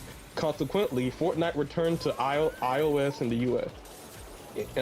International impact. Fortnite had already returned to iOS in the European Union earlier in 2025 following the implementation of the Digital Markets Act. As of May 2025, Fortnite is officially available again for iPhone users, ending the long high battle. So that was essentially the battle between Epic and Fortnite and Apple. And end of the day, what this price increase has shown is they never decreased the value of D-Bucks, in order to make it cheaper for the player. At the end of the day, it was always about profit. And I think this new change just showed that. So that is Fortnite news, you guys. It's unfortunate, but yeah. So, but yeah, next up we got One Piece. So, we're big anime fans, and obviously the highest grossing manga of all time and one of the biggest anime in the world, One Piece. They have a live action show on Netflix, and season 1 was amazing, but season 2 is coming out on Netflix, and It came out last night. Came out last night. Angel, he saw the first episode, so he liked it. But there's been a little bit of controversy online. Obviously people are upset. There's that side of the internet, but they did a trailer showing off Brook, Dead Bones Brook. He's the skeleton of the crew, but before he was a skeleton, he was a man. And they showed a little, a flashback of what Brooks looked like. And he is revealed to be a black man. So the internet is upset about that. So obviously there's been a lot of quote unquote swaps. I think Vivi, she's the character in the Alabasta arc with the blue hair. Obviously she was cast by an Indian brown woman, and people were upset. But yeah, now I guess the controversy is with Brook. So I guess we can put the trailer up on the screen, and then we could talk about it, see what y'all think about the casting. Honestly, me personally, I think it's a great casting, because Dead Bones Brook is actually inspired by Jimi Hendrix, and we all know Jimi Hendrix is a black rock star. And so the fact that they decided to cast a black man for a character who's based on a black man, I don't see an issue with it. But I guess because the anime, didn't use brown color for his skin, or didn't depict him as that way, people would just expect it to stay that way. But y'all wanted Michael Jackson to play this? That's but the crazy. thing about One Piece has race. Prince in here. Oh yeah, One Piece has race swap multiple times. I believe there was a character called Mad Treasure, and on one of the episodes, it was about Nami. So in Nami's backstory, Mad Treasure was a white pirate with dreadlocks, and then when they came out with the movie, they made him black. And this is the anime, and so it just shows that this is, they don't just do this with the live action. They've done this, they've changed the race in the anime. On 1 minute a character is white, and the next minute he's black. And I think the reason they changed Mad Treasure from white to black is because he's black coded. He has dreadlocks, he has big lips, he has chains. You know what I'm saying? They use a bunch of stereotypes, but then it just kind of didn't make sense to keep them that way. But yeah, I guess we could look at this One Piece trailer.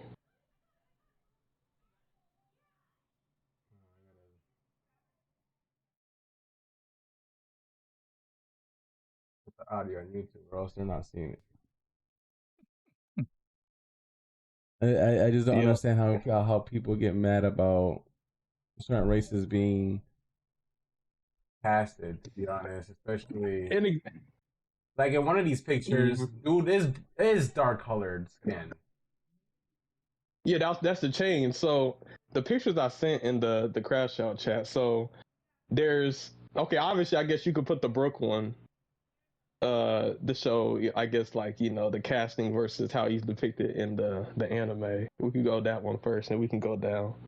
But I mean, chat. Look at this. Right, this is him in the anime, right? Look at, you got Afro and everything else, bro. Like, come on now. What the fuck are you gonna? yeah, cast? who are they? Like seriously, Michael Jackson. Who are they gonna have? Playing that. And then if you look at the bottom one, look at this Jackson. motherfucker. Like, I mean, this one is obviously different, right? But like, if you look at this one, I mean, like, what are you expecting? Like, why did they make Jimmy? If he's inspired by Jimi Hendrix, the fact that they made him white in the first place is like, Yeah, that's all crazy work. But I mean, in to this point, so that's Mad Treasure, right? So that isn't fake. That is the white one is what they portrayed him as first, and then when they made a movie about Mad Treasure, they made him because he was so coated in blackness that it didn't make sense for him to make him white. And then I think that he had like his pirate crew was also like some black people with some stereotypes or something like that. So I don't know. One Piece has done this multiple times, and here's my thing with anime, right? So with anime, I think there was with Vivi. Crazy, I got chains around his neck like that. Exactly. Yeah. You know what I'm saying? That was purposeful. So in Alabasta is a place in One Piece. It's based on India and the Middle East, basically. And because they casted a woman from that area, people are upset. My thing with anime, a big issue with anime, why was she white in the first place? Like, for an example, we know Disney. We play Disney Speedstorm. Aladdin and Jasmine, they're brown, Middle Eastern people, right? Do y'all have an issue with that? No. Well, apparently in anime, there's an anime called Magi about Aladdin and Alibaba and a bunch of Sinbad the Sailor, and for whatever reason, they made Aladdin white. Now, if they made a live-action movie of Magi, should they make Aladdin white because he's white in the anime, or should they make him brown to represent the region that he comes from? This is a question to y'all. What y'all think? Should Aladdin be casted as a white man, or should he be casted as like an Indian or Middle Eastern? That's a good question, because I mean, I feel I mean, like, I think in general casting should not really be race based, more or less, of who can play the role the best. That's the way I view it, because I'm not gonna look at somebody's skin and be like, oh my god, that's not who that's supposed to be, or and this and that. It's all about how they play the character. So Okay, what about Black Panther? Black Panther, but I mean, Black Panther was played by a phenomenal actor, in my opinion. Do you think that he should be played as a white man? Black Panther? T'Challa, yeah. Do they have a white Black Panther? Because what people usually do when they, I guess, the whole Netflix, Netflix live action. Because I guess the joke is that Netflix always casts black or brown people, and that they make, they brownify or they blackwash characters.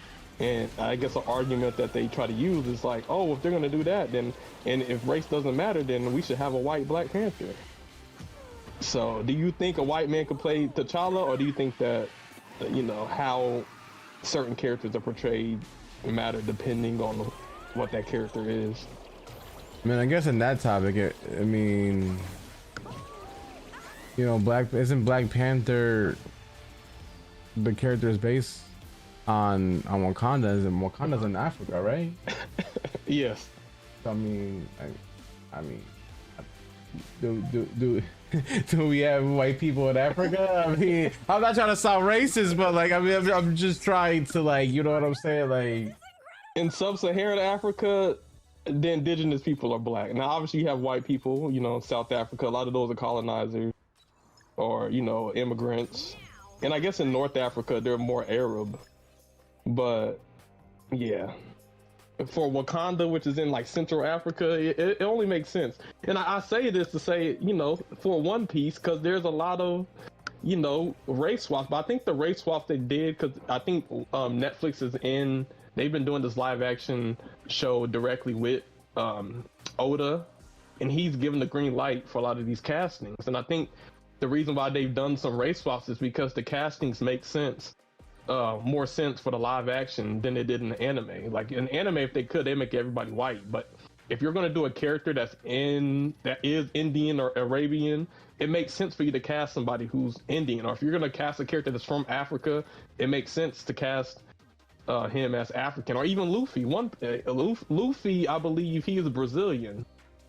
And so would it make sense to cast him as a Japanese dude because it's anime, or a white guy, or does it make sense to cast him as, you know, whatever person from that region?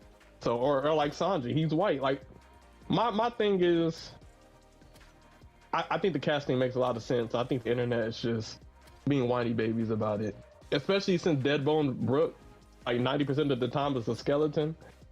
So, I don't know. But yeah, that's the One Piece. That is the One Piece controversy. I mean, you could look up Vivi. Could you know who Vivi is, Angel? Because I don't want to spoil too much for you, but.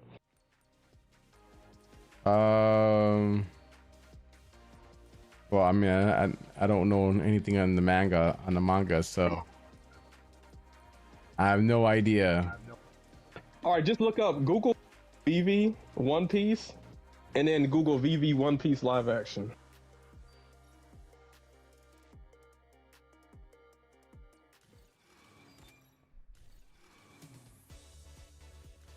All right. And then you can see how they casted her. Vivi. Okay.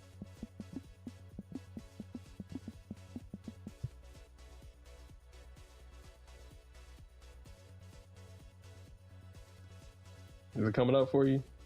Let me see if I can find one.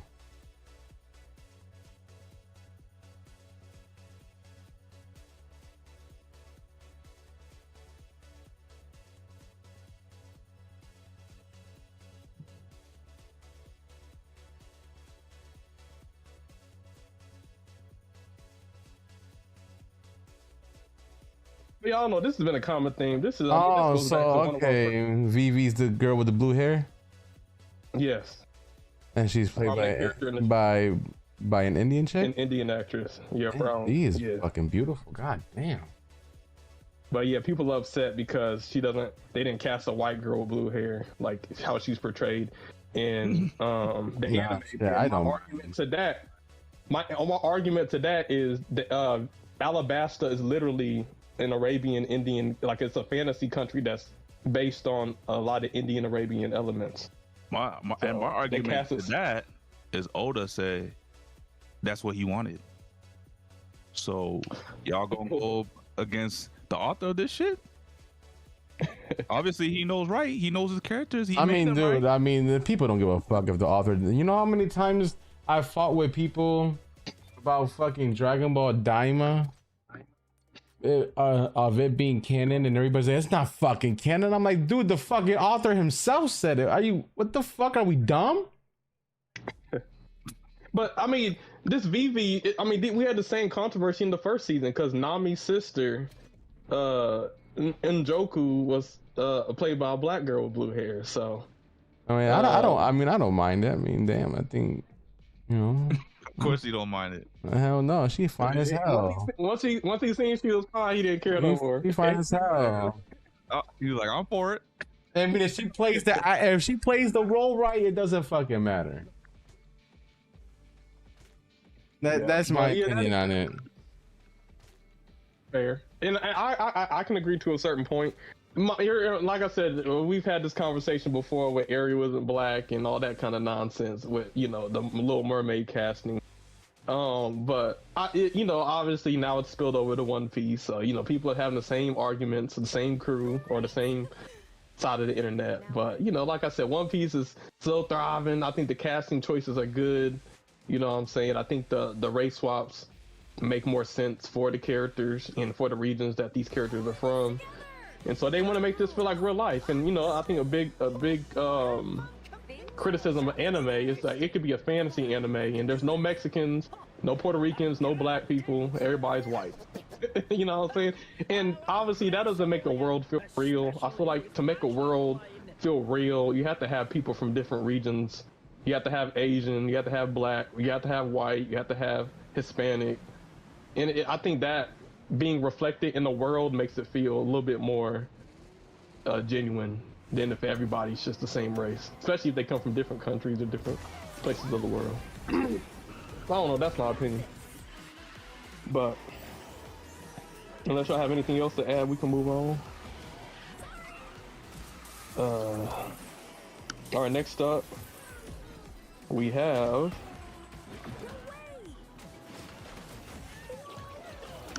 what's it called? We have a request from Departed. So there's a new death battle that came out. It is Cell. Speaking of Dragon Ball, we have Cell versus Metal Sonic. So all y'all Sonic heads, you know what I'm saying? I guess, you know, on the CrashOut, we're gonna watch it together. And then we're gonna, I guess, you know, see how we like it. So, I mean, Angel, if you can put that on. I think Departed said to fast forward. The fight starts at 15 minutes. So if you could put the Cell versus Metal Sonic, and then fast forward to 15 minutes, and I guess we could watch it and give our reaction on the CrashOut. So yeah, let's check it out.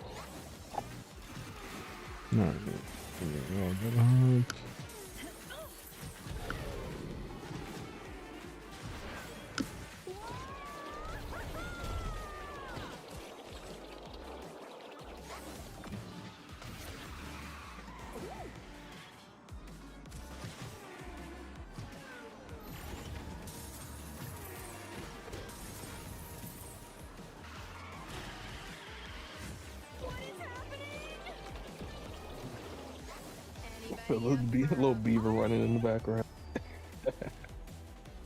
Yo, this making me think that in the movie he runs. I remember what was. Yeah. Has anybody here seen the movie? No, not yet. Once I find it, yeah, I'm gonna watch it. I feel like they taken elements from there used to be like a movie, it was called Over the Hedge, and they had like a squirrel that would run super fast. So I'm just like, I feel like they got a little 15 minutes. 15 minutes. Okay. Let's go. All right, let's check it out. .gg. That's our website that's like a Patreon mixed with some other stuff. And if you're a website member, you get discounts on all of our merch, including the pitch calls. While you're there, make sure you check out the Death Battle Retro Tee. It's a shirt we made like over a decade ago. The first Death Battle shirt, I found the file and recreated it, only on a much nicer shirt. So check that out while you're there. Anyway, let's get to the fight. I know you want to see it, and Boomstick wants to see one of these copycats get copy-capped. So here we go, and remember, deathbattle.gg. We want to hear your pitches. Thanks. All right, the combatants are set, and we've run the data through all possibilities. It's time for a death battle!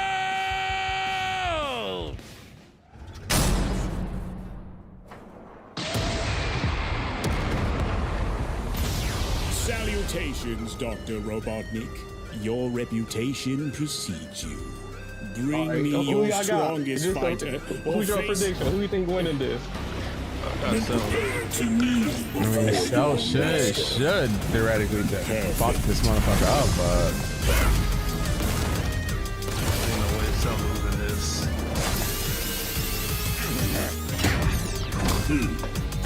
Go Caterpillar.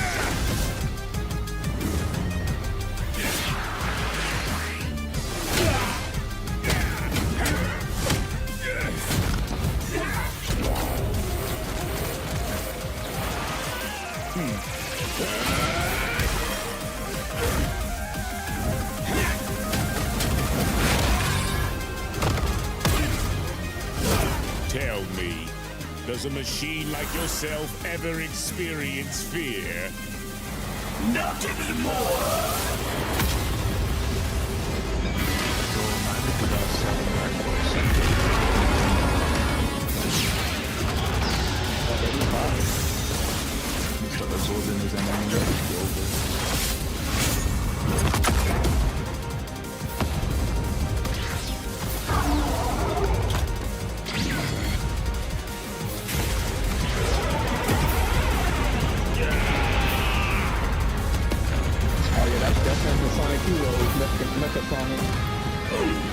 Fool, you're dealing with the ultimate life form. I already possess his data. Observe. Chaos! Done. Life form data successfully copied. Scum!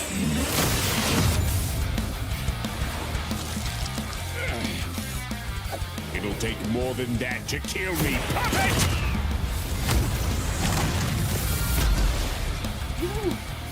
I know. Now I know everything about you, insect.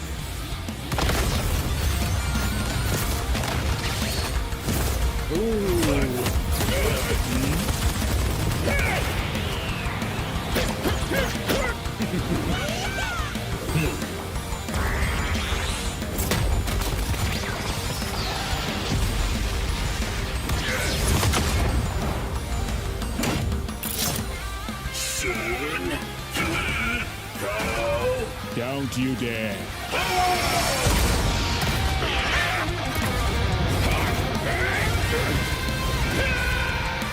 No. It's not the little metal cannon. That's wild.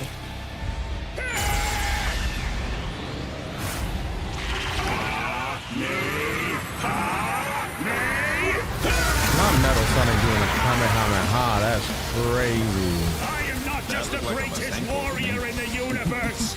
I am all of them.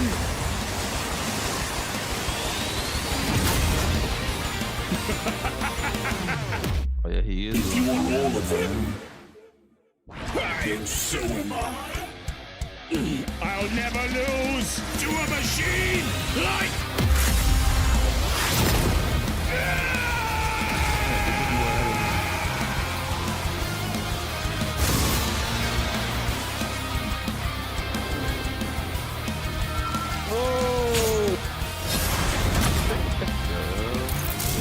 I'll crush you. KO! So now Metal's got all the powers of the Chaos Emeralds and the Z Fighters? Well, that world's fucked. Our bad. Cell may have been one of the greatest threats in Dragon Ball Z, but Eggman's greatest creation ultimately proved too much for him. Let's break this down into 4 categories: strength, speed, abilities, and adaptation. First up, who was the strongest? Well, it's no surprise that any version of Cell was gonna be way more powerful than base Metal or Neo. Even just using the manga, blowing up a solar system is far beyond the level of power output Metal can match. Without his stronger forms. With them, the power gap entirely reversed. Not only could Metal match Cell's solar system busting or scaling from Frieza, but he could surpass it with the universe-destroying power of the Emeralds. But hang on, Wiz. Those Namekians said that Cell was strong enough to threaten a universe on his own. They did, but they didn't specify how, and there's nothing suggesting he could destroy it in one go, especially since it's only brought up theoretically and without any time frame. Even being generous and assuming he could just blow it up, final bosses like Time Eater and Solaris can destroy the wider multiverse, and Super Neo Metal would scale to them. Metal Sonic takes the edge in strength. And with Sonic characters being known for their speed, you might think that was an easy win for Metal. At his max speed in his super form, he should be comparable to entities like the Time Eater, who in Shadow Generations can destroy entire universes in seconds. By using the radius of the observable universe, we can estimate the Time Eater's destructive wave traveled at about 180 quadrillion times faster than light. Certainly impressive, but let's compare that to Goku's flight from heaven to hell shortly after the Cell games, which covered roughly a universe in distance at approximately 180 quadrillion times faster than light. Hey, just like Time Eater. The difference, though, was that Goku was in his base form, way slower than Super Saiyan 2 Gohan or Super Perfect Cell. Factoring in Super Saiyan multipliers, Super Perfect Cell can move upwards of 100 times faster than that, and so 100 times faster than Metal Sonic. Exactly, Somehow, the Cell hell? takes the edge in speed. You know, the thing Metal was designed for. Wasn't expecting that. Let's see if any of their abilities could tip the scales. They shared many of the same powers, like telekinesis, force fields, and energy projectiles. Of note though, Cell's regeneration was clearly superior, able to fully heal from a single cluster of microscopic cells. On top of that, Cell's right there. Saiyan genes would If let him that's the grow in case- power every And they about the same in terms of strength. How the hell does Metal Sonic catch him off guard countless times? Yet you're faster? Is it because of chaos control? Yeah, Chaos That can don't make freeze shit, time. bro. Yeah, you can freeze time. Then their speed doesn't matter. Yeah, but you have to have the reaction time to freeze time. So if he's too quick for you to even react to, how the hell are you gonna freeze time? That makes no sense. For you to react to use chaos. Yeah, go ahead. I'll watch the explanation. I'll give my final opinion. All right.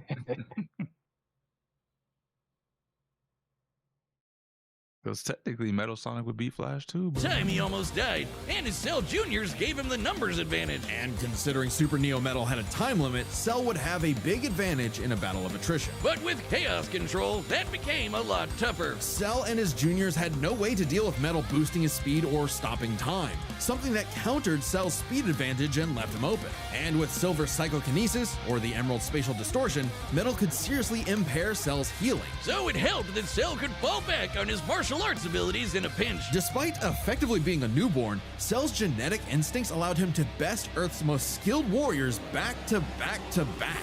Metal may have copied Eggman's brains, but he definitely isn't as good of a fighter. The Sonic heroes haven't trained like the Z fighters, and Metal's been beaten by all of them a bunch of times. So all that in mind, abilities is roughly a wash. Which leaves us with the one thing they're both known for, their capability to evolve and become more powerful in response to their opponents, aka their adaptation. And frankly, that's where this back and forth completely breaks. Because at the end of the day, Metal can copy Cell, but Cell can't absorb Metal. Cell's ability to physically absorb an opponent is primarily viable against foes he can match or overpower. Even if he took Metal by surprise, he can't absorb fully inorganic robots like Android 16. Cell was only able to absorb Android 17 and 18 because they were primarily organic. They're actually more like cyborgs and are only called androids in the English translation. Metal, on the other hand, can copy a target's biodata through only a few seconds of direct eyesight, something he could easily accomplish during a time stop. And using it on Cell means he wouldn't just get Cell's powers, but the powers of all of the Z Warriors too. Remember, Metal's copying applies to abilities that fundamentally affect his own biology, like Espio's invincibility or Chaos's liquid body. Nothing Cell has would be off limits, especially given all of Cell's powers were genetically encoded in the first place, quite literally biodata. Cell's These Saiyan motherfuckers power-ups, go deeper copied. in the fucking Cell's lore. That's regeneration, crazy. copied. Cell's key Now it all makes techniques, sense. believe it or This motherfucker not, just copied. Chaos Emeralds are pretty much described just as being became a able more to produce powerful Cell. life energy, similar to Ki. So there's That's a precedent for him being crazy. able to replicate Cell's power set. And at this point, there's nothing stopping Metal from, say, stopping time and using a Kamehameha to vaporize him at a cellular level, just like Gohan did. Cell might be able to do anything the Z fighters know how to do, but that's not gonna help him, cause Metal can do anything Cell knows how to do. Strange, isn't it? Cell just doesn't have any options to retaliate that Metal wouldn't also possess, including any of his previous advantages. Metal's copy ability is just that overpowered. Oh, I guess now I get why they called it Sonic CD. Why's that? Cell died. Wiz, you get it?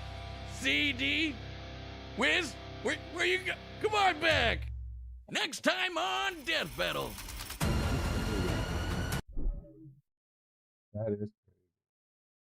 Yeah, you're like 10 seconds ahead. I think it's almost.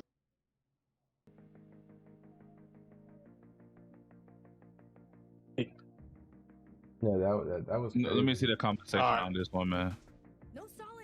I'll give my thoughts on it. I think most people probably would think that Cell would win who watched Dragon Ball. And I don't think a lot of people know about Mecha Sonic or his abilities.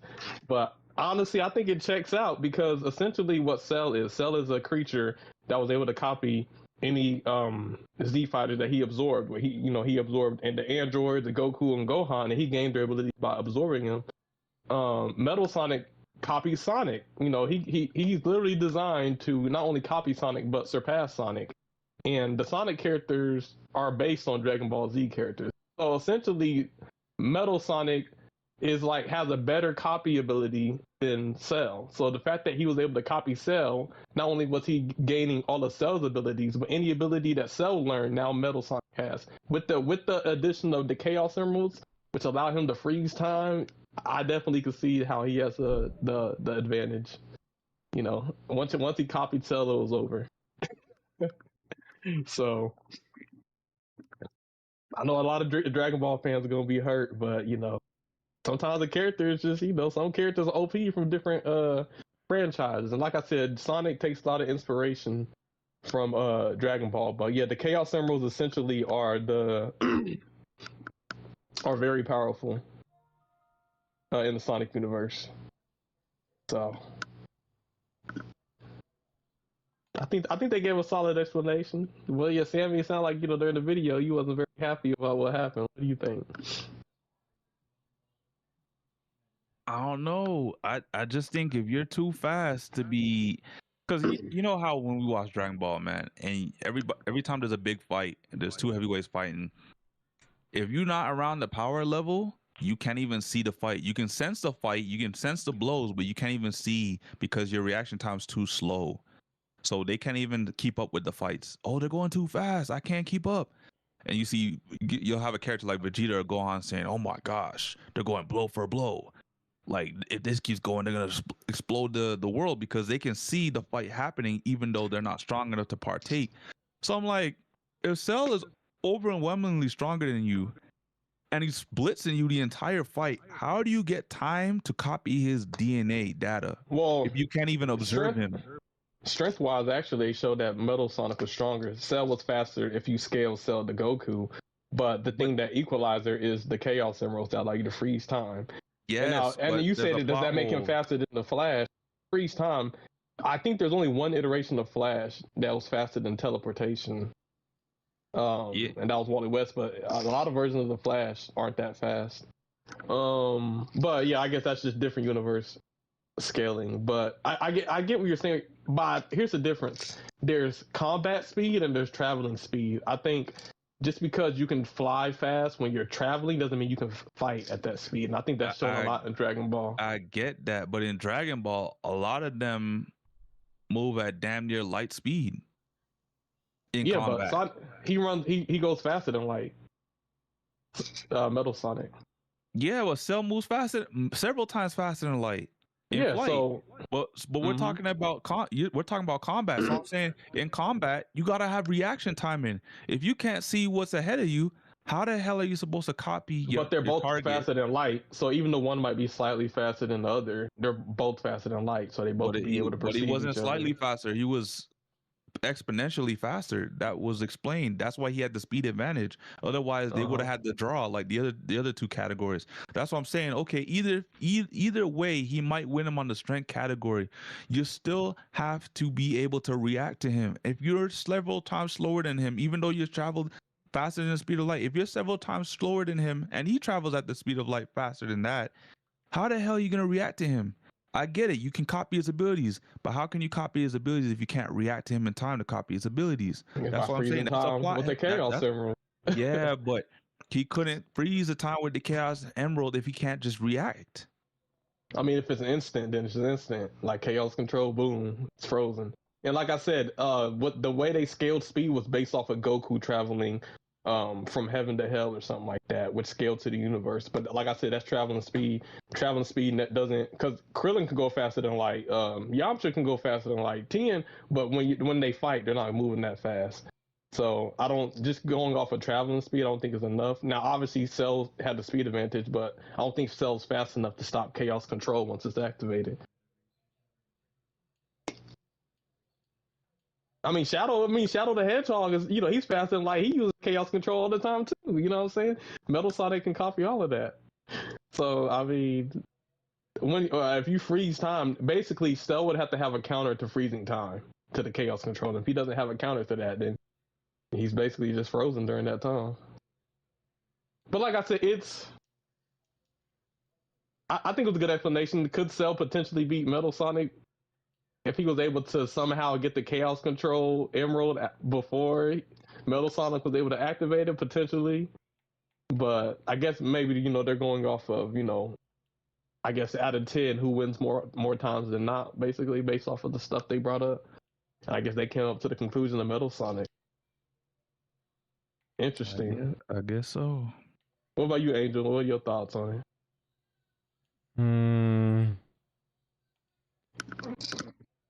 I think the stuff that they explained, it made sense. So I mean, now that I understood it, it's like it does, I mean, this is what it is. He beat Cell by becoming Cell. You know what I'm saying? Like it all Oh, fucking makes sense, bro. It's like Kakashi. Like Kakashi copies the. He's a copy ninja. It's like Mega Man. Mega Man. All these people be copying ability. But yeah, shout out to Departed. You know, he wanted us to watch that. You know, he's a big Metal Sonic fan, so maybe that's why he suggested it, because he got a W. One of his characters got a W. Damn. So you're saying if he lost this fight, we ain't know about this and we ain't critiquing it on the Maybe, podcast. hey, no, on R2, maybe not. That's crazy. But I guess we can move on. Sammy, you got a lot of your topics. I believe we got Gang of Dragon Studio closing, Until Dawn closing, EA layoffs. We got some Marathon and Resident Evil reactions, the Crimson Desert previews. We got some Screamer previews, Horizon 6 deep dive, Overwatch making a comeback, Xbox leaks, and Steam Machine on hold. Holy cow. I'm over here thinking we were done. Hell nah. Ah. That's why I said Nano missing a good one, because we got some juicy. Sammy will find a way to find 30 topics to talk about. Actually, I had these topics from last week. I had them written down on my phone for notes. The only one I added recently was the Overwatch and the Until Dawn, because the Until Dawn one didn't happen until a couple days ago. And Nano brought up the studio closing one last week as well. I guess quick on Overwatch, because I play Rivals. I've been playing Overwatch recently, and I think honestly I've been having fun with it. I think I guess they don't have Overwatch 2, they just rebranded it as Overwatch. And I think with them adding 5 characters, I tried it out and I've been having fun with the new characters. You know, they took some inspiration from Marvel Rivals, but they made their own version. Wasn't it always certain 5 characters? Because Marvel Rivals is 6. It wasn't always. I'm saying they added 5 characters. So Marvel Rivals adds like a new character every month, but Overwatch dropped 5 once they did this new rebrand. I see what you're saying. So that drove a lot of people in. You know, maybe people who didn't play the game for a while, and so I've been having fun with the new character, trying them out. Because obviously, it's interesting. I mean, similar games to Marvel Rivals, so I'm curious to see how they're doing things. Because with the competition, maybe Marvel Rivals will take some inspiration from Overwatch, but. That, and then also, they added like a new mode. What is it, 5v5? And I think it used to be 6v6. Now 5v5, it's and they got roll queue. So I mean, it's different. But yeah, I think Overwatch is definitely, they're gonna be adding new characters every month, like Marvel Rivals. Yeah, I think they're in a good spot. That's from somebody who played both. I guess that's my reaction to that. I don't know. I never played Overwatch. I only played Marvel Rivals, so not quite fair for me to critique it. I know that was more so Nano's topic, because that was something he mentioned. But I mean, all more to Overwatch getting back into form, because that means the 2 heads of the snake being Marvel Rivals and Overwatch, because they're the only 2 that are really competing in the genre, could go head to head, and they're gonna compete and fight over supremacy. So if that's the case, they're gonna compete to be better, and that means we're gonna get better games as the gamers, as a consumer. One thing I'll say as Overwatch players, they're like, oh yeah, Marvel Rivals stole that from us. First of all, no, they didn't. They stole it from Paladins. That's the third wheel of the hero shooter genre. I think Marvel Rivals actually took a lot from Paladins, but Overwatch heads, they want to be like, oh, they stole that from us. But no, I think if games are taking elements, the best elements of certain characters, and finding a way to make it new or combining, I feel like what they do is they take elements from different characters and then they combine them differently to make a new character. So, but yeah, Overwatch definitely a good time to get in. I believe it's at the halfway mark. Aran is a great character, but yeah, is Overwatch making a comeback? I believe so. All right, now we have Gang of Dragon and Until Dawn studio closing. Yeah, so speaking of NetEase, so their studio Nagoshi that is currently making on Gang of the Dragon, they are cutting back on gaming. So NetEase kind of just stopped the funding on that studio and said, look, we're going to need these resources elsewhere. And now a lot of people in the industry are leaning to believe that this game is now canceled, and the studio is also being closed down, possibly. Unfortunate, but I wouldn't be surprised. There's been a lot of studios that have been cutting back, canceling games, firing their staff, shutting down studios. Like I said, you know, the game developers will probably get absorbed into a new project, but it sucks that, you know, anybody who was, you know, hyped for that game, you know, now the game won't be coming out. So, but like I didn't, you know, it for me personally, you know, it is what it is. You know, I've had enough games shut down on, you know, so it's kind of like the new norm. You know, a lot of companies are shutting down studios and they're reallocating, you know, their staff into one big project. A lot of these studios that are doing smaller games, smaller projects, again, shut down. Or sometimes they hire them for a project, and then once the game comes out, then they fire the staff. So, it's unfortunate. Until Dawn, I believe, was a game that had already came out. It's like an older game, right? It is. So the original was obviously developed by Supermassive Games. They're okay. They're fine. But the remake studio, Ballistic Moon, that is owned by Sony, for when they made the remake back in 2024, they're shutting down. So Sony's closing their doors. Like, this is the second studio within a span of 2 weeks. So it's like a studio every week's been closing down at Sony. Yeah, they might be trying to just focus on studios that are making them the most money or something. Yeah, but it's unfortunate to those dads, but I'm sure they'll get picked up. And then I guess EA layoffs across Battlefield. What's going on with Hold on. I'm wondering, Angel, you think this has anything to do with the fact that Sony is pulling from PC and the fact that this studio was primarily involved with the PC port as well? You think because Sony's pulling back now, they're like, we don't need studios that are going to help port to PC, really? And if you're just remaking the game to help port to PC, like, do we need you on payroll? Angel might not even be there. Oh, there he is. I know Angel be disappearing every now and then. No, I We'll was be just like, Angel, thinking about what he was saying. I mean, 15 minutes later.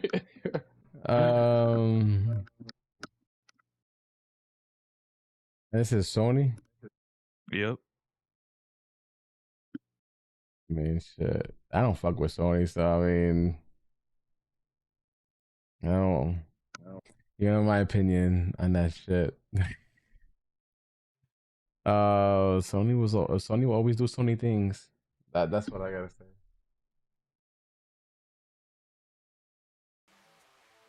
You don't think this has nothing to do with them backing out of PC? Backing out of PC? Yeah, them backing out of PCs because Microsoft. Yeah, but I'm saying you don't think this is partially due to them backing out of PC, like the studio getting shut down? I mean, did the studio fail on the game? I mean, I don't even know I don't know what Sony would classify that studio being a failure, because we don't really know the metrics what Sony was judging them on, because all it did was the Until Dawn remake. It's not like they told them to make a game. No, so they just did a remake. Yeah. And probably save money. That's why they shut them down. Maximize profits. Now, that studio must not be making them profits, so they shut down, and those people get laid off. That's money they're saving.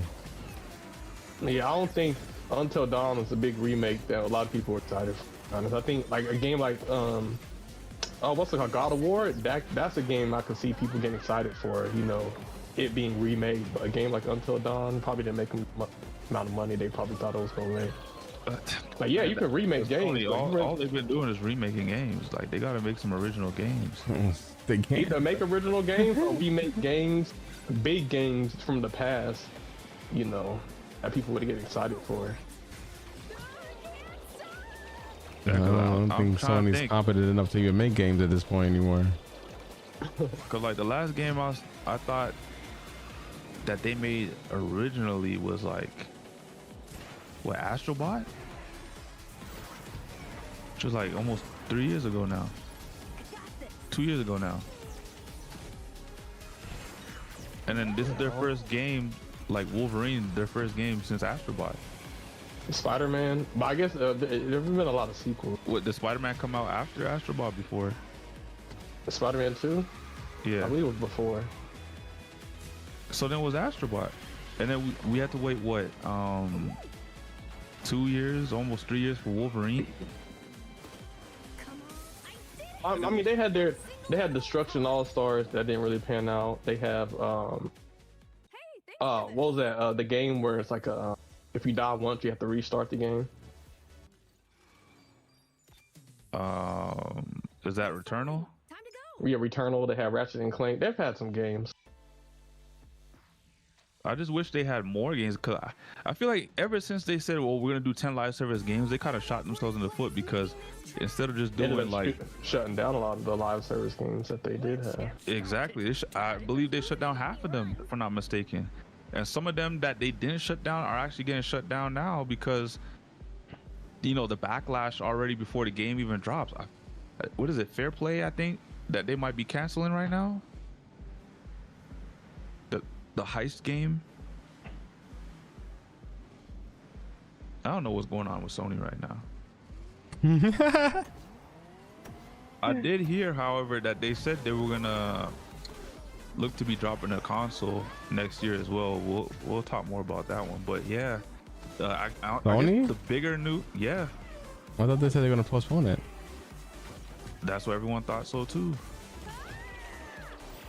But in terms of like the biggest news, in terms of like studio closures, layoffs, honestly, that has to be EA, because they had arguably one of the better games of last year, and if not the best-selling game last year with Battlefield 6, highly reviewed game, and it had a lot of players initially the first month.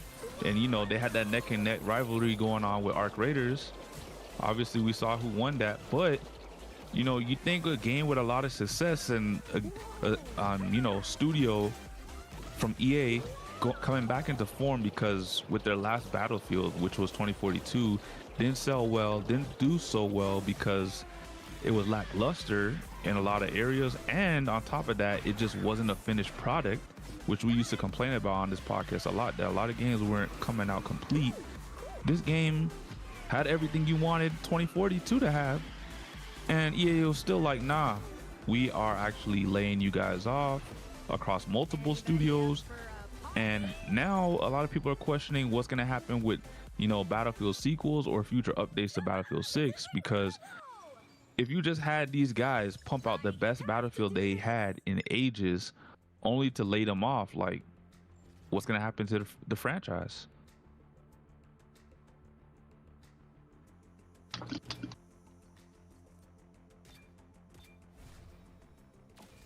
What do you guys think? I think companies need to stop doing dumb shit.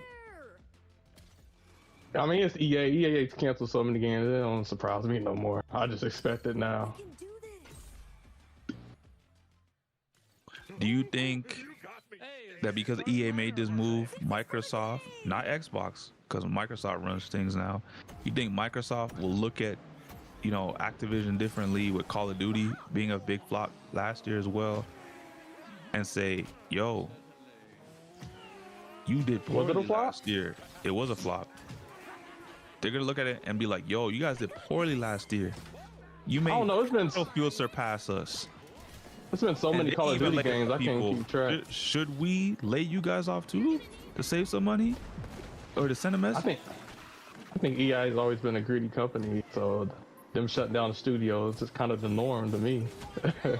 I guess maybe Battlefield didn't make as much money. It's all about, because they're corporations trying to make money off of whatever. They made money. They made money. Money wasn't the issue. They made you make the money, you fire the staff, so you don't have to pay nobody. You know, that's crazy. You think you'd keep them, so that means they can make your next sequel and make even more money because of how much they just sold recently. Because like I just said, 2042 didn't really sell. It obviously sold more than Call of Duty. Sold enough. If it's not a live service and it's just like, a paid game worth $60 and they made money off of the purchases, or whoever did purchase, hey, maybe that's good enough for them. I don't know. That's just not a good look for EA, and that's definitely. I mean, not a EA's good been known look as for the evil empire for a long time. You know what I'm saying? EA. I get that, but I'm saying in terms of like having a solid game, one in like the longest time, because they've been flopping left and right like a fish. This is like their first game that they had that was solid in a minute and was reviewed well. And this was their best Battlefield game since what? Battlefield 4? That's actually saying something. So you guys are gonna lay off the guys that gave you the best game since Battlefield 4? What are we doing? We're moving backwards with this. You want your games to be ass?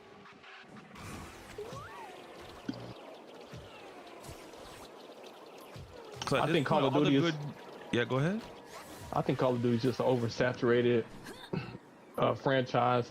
They come out with a new Call of Duty every year. They're just milking at that point. So why would they? You know, they're making another Call of Duty. So it doesn't matter if one Call of Duty fails because they can just make another one. Milk the money out of that one. Yeah, but this is Battlefield, Caleb. This is not Call of Duty. Oh, EA. So this is Battlefield. I mean, I don't know. Battlefield's had some L's lately. I don't know what's going on with Battlefield. But that's what I'm saying. This is their best Battlefield since 4. And they're going to get rid. And you know what the crazy part too? On top of that, they said they wanted to do yearly releases like COD. What do you think this means for Battlefield? Battlefield's cooked. You just released some of your studio guys that gave you the best Battlefield since 4. And you guys want to do yearly releases? How are you going to do that now? Now what? But you think the quality is going to take a dip? The only thing I can think of is unless they got AI to do some of the tasks that they had some of these guys at the studios doing. That's the only thing I could think of. They probably implemented some form of AI to help these studios out. Don't know what it is, but I don't know, because this doesn't make sense. Hey, it sucks with Battlefield. I think the last game I bought, Battlefield 2042. Sucks the staff got fired, but they probably, like I said, they probably made the money they got out of the game. They on to the next project. So, you know, as long as the servers stay up and people are still able to play the game, I think it'd be all right. But I don't know, just trend of them shutting down studios and firing, they're just in the gaming industry. Seems like that happens a lot. It's unfortunate. But the next topic, you know, we're moving away from dead games, maybe. We're going over to a game that just released not too long ago in Marathon. And I got a lot to talk about with this game. I know me and Caleb were talking about this game briefly before we started the podcast. But Marathon just released not too long ago this month. And they released something about 88,000 on launch, which if anyone was privy to the knowledge of the active players on the server slam, it had like over 100,000. So you went from the server slam having 100K to full release having 88K. I don't know. Just people own the game or bought the game? Because there might be some, you know, they might have bought the game, but then they might not just been online at launch. Well, obviously we don't know the console player count, but this is Steam. So the fact that the people that had bought the game at this point, the player count was less than what was shown on the server slam is kind of crazy. I mean, there's only what, 12,000 people less? I mean, yeah, that's you also gotta put in an equation, Sammy. Server Slam is free, while the game when the launch is not free. No, we not doing that. I am, because I could have went on a Server Slam and I could have been one of those people that was in the pool, but not in the pool for when the game launched because I didn't buy the game. I was just trying to put that in the equation. Not everybody that tries a game out in a Server Slam is gonna pay the game even if they liked it or not. Because times are hard right now. People are struggling, bro. They're not gonna they're gonna invest in a game that they know that they're gonna like either want to play, or you know, they probably don't even have the funds to even get the game if they wanted it. You know what I'm saying? So Gotta put that when in you the put it like equation. that, that's actually good numbers. If 100,000 played and 80,000 bought the game, that means like that's 80% of the people decided the game was worth spending money on. Yeah, that's a good ratio. See, I get that, but You're an Arc Raiders fan. I know. I understand. no. It ain't just about Arc Raiders, even though I'm about to bring up Arc Raiders stat. Yeah, you go on. Suck Arc Raiders dick. Go ahead. Go ahead. When Arc Raiders did the Service Slam, and I played the Service Slam, it was free to play, right? But it was only 189,000 people tops that played the Service Slam. We know Arc Raiders did damn near almost 3 times that number since launch. So there's no excuse for you to launch with less players concurrent than what you had in your free-to-play Service Slam. Okay, you gotta also realize this is a remake of a Bungie game that was on the Xbox, so a lot of the player base probably is console. A lot of Xbox heads that play the game marathon back. No, that's on true the Xbox. too. You gotta. I mean, but then again, that same thing could go for Arc Raiders too, though. But Arc Raiders wasn't a game that's a remake off of something that was existing on the console beforehand, like Marathon. Marathon's literally a remake of a console. That's what makes it different from Arc. So I'm saying that a lot of the player base, you know, is probably on. That could very well be a possibility, Caleb, but that means I don't know, man. I'm just looking at this. And that's just one aspect. I'm just looking at things in totality, and it's not looking good based on everything I've added up. Because I have some notes here, because I was prepared for this topic today. Arc Raiders is the biggest, most popular shooter, I think, at 1 year or one time. And I think even if Marathon doesn't reach the numbers of Arc Raiders, I don't think it's necessarily a failure or like it's doing bad. I think it might just be like, you know, we were talking earlier, it might just be an average game that's getting average numbers, but it's enough numbers to where it's, you know, it can survive. Well, I'm not really trying to compare it to Arc Raiders because there's no comparison regardless. I'm just saying, I'm looking at this game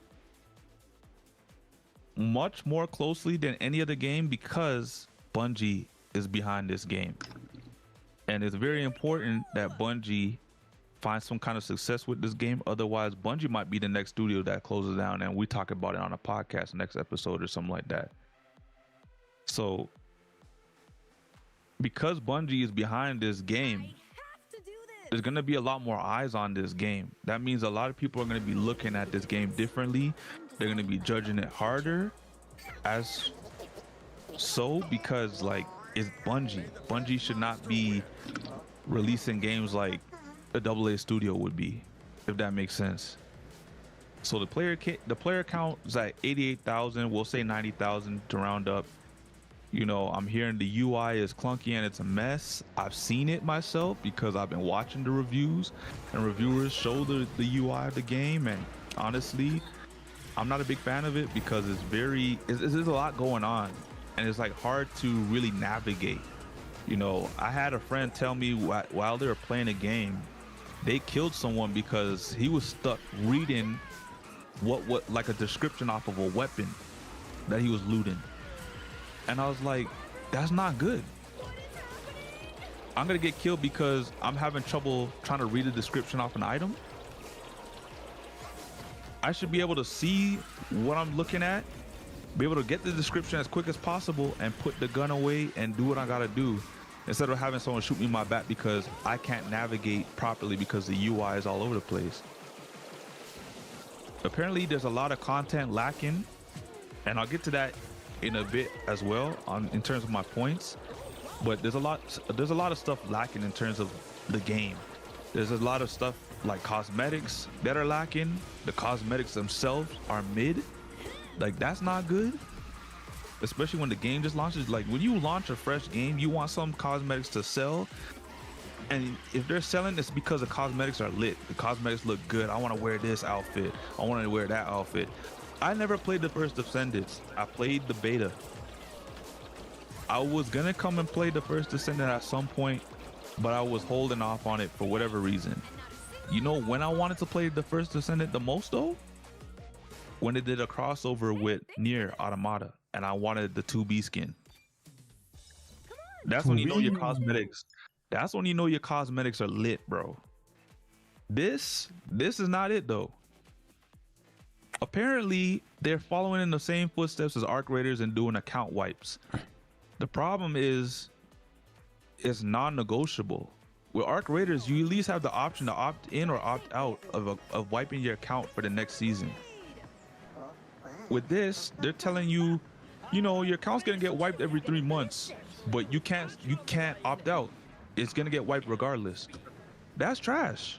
All the stuff you collect over time and build, you don't even have a say whether you get to keep it or not. And this is coming from people who might not have the time to be on the game all the time, like a streamer or someone who's younger who doesn't have that many responsibilities to just, oh, okay, I can wipe my account because I'll get it back within like a week because I'm on the game like 24/7. These guys probably can only invest 2 hours of their time a day into the game because they got too much going on in their life, which is understandable. So how are you gonna tell the casuals that no, you have no option to choose whether you can wipe your account or not? That doesn't make sense. Part of the problem with Arc Raiders was the fact that a lot of people thought that the account wipe was not rewarding enough. So most people the first time around didn't wipe their accounts. But everyone was okay with the fact that they had the account wipe system in because it was optional. Bungie said, fuck that. It ain't optional. We ain't pussies like Embark. Everybody here, your account's wiped. What are we doing? Arc Raiders couldn't get away with that with a bigger player count. What makes you think you're gonna get away with that with the smaller player count? You already don't even have, you know, 100K. You already below 100K. So this is mind-boggling to me. Okay, so when I was talking about the lacking of content, what I meant was, and this all ties in together now. So right now, if you notice or you looked up for Marathon the reviews, many of the reviews are lacking from big notable like publications or even like journalists. And there's a reason why. So apparently Bungie specifically asked reviewers to hold their reviews until the end of the month, which honestly is review manipulation. But the reason as to why they said to hold the reviews is because they didn't have the end game content in the game at launch, and they said to hold your reviews till we drop it at the end of the month. What? I've never heard of that shit in my life.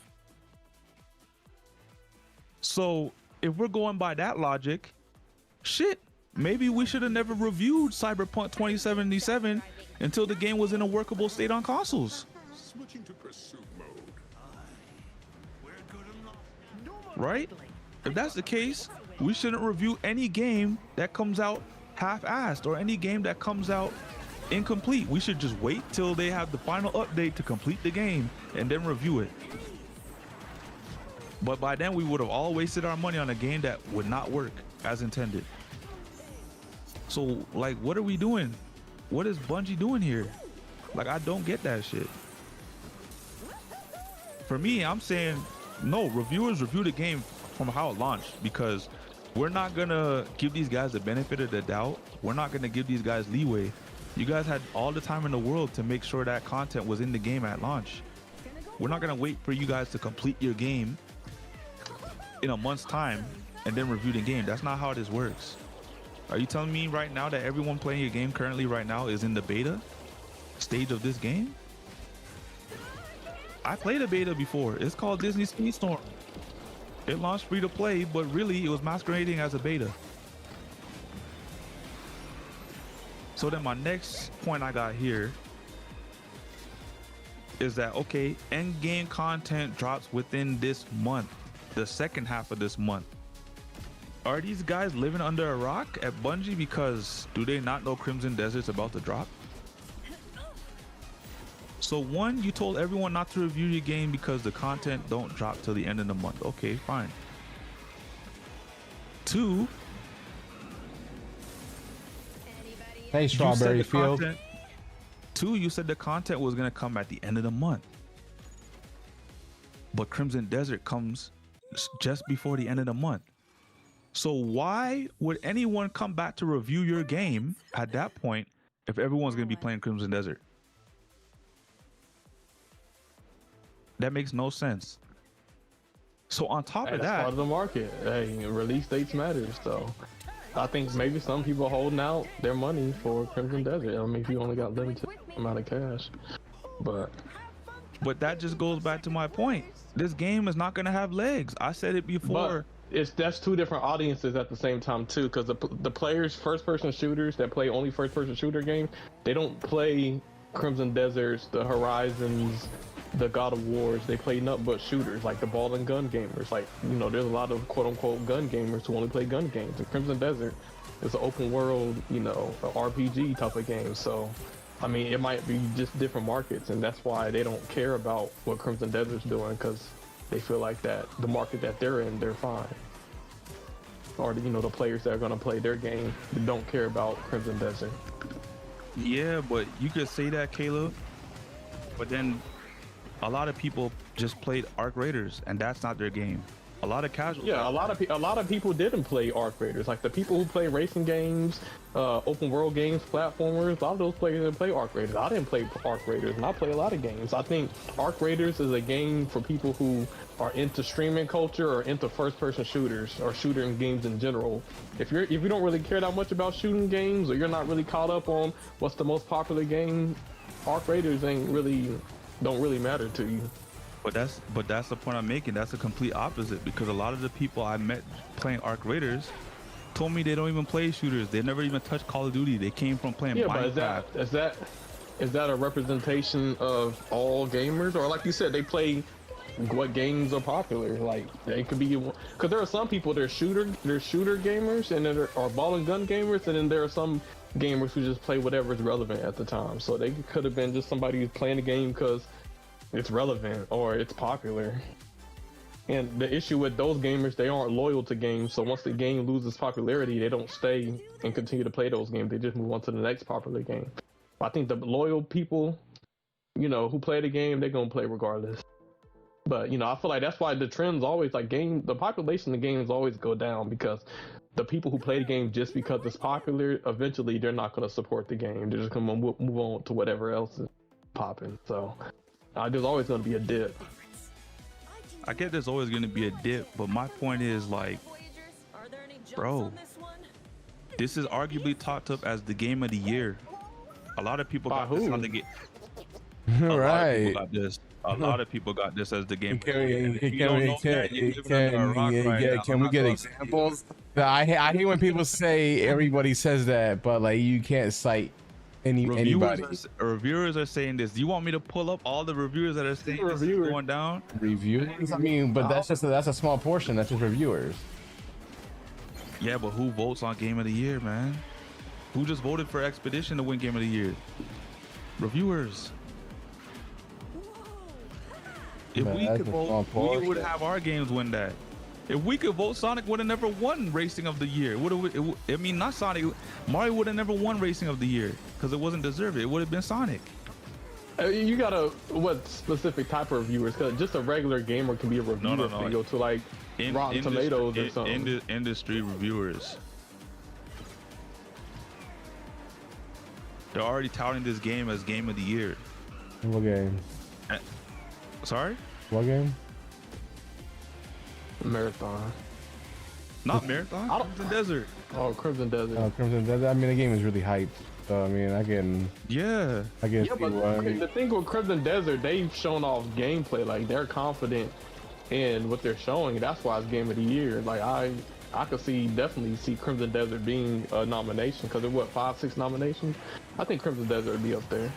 It won't get nominated like Expedition will, but it'll get its nominations for sure. Yeah, it ain't got to compete against Expedition. It's 2026. So in terms of the games that are coming out this year, if Grand Theft Auto comes out this year, it'll compete. It'll be Grand Theft Auto.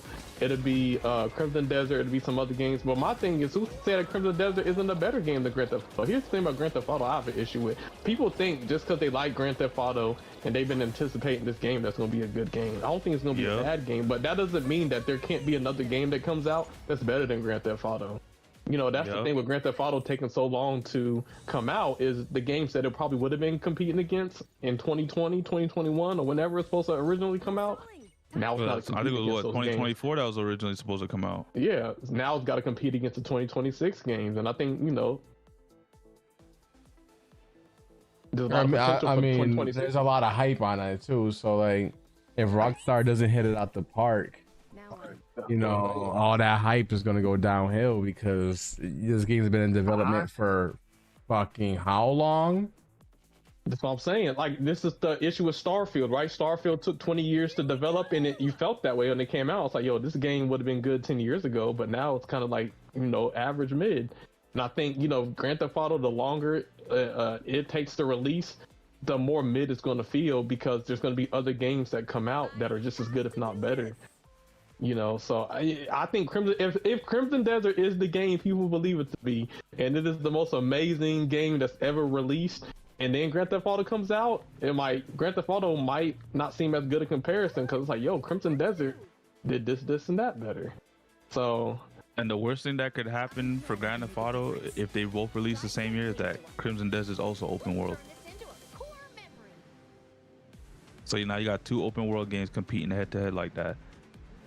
And it's not going to be a good look when a lot of people say, wait, styles of games though. What, I get it's two different styles of games, Angel, but with open world games, a lot of people rave about the fact that you have so many hours of content to play the game in the open world. But for the most part, we know in GTA, once you finish that story, you can only get that kind of hours through the online.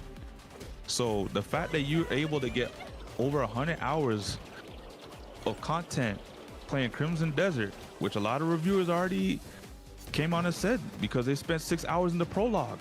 Most people said they spent 6 hours in prologue alone, guys. That should tell you how long this game is going to be, or how much content is in this game.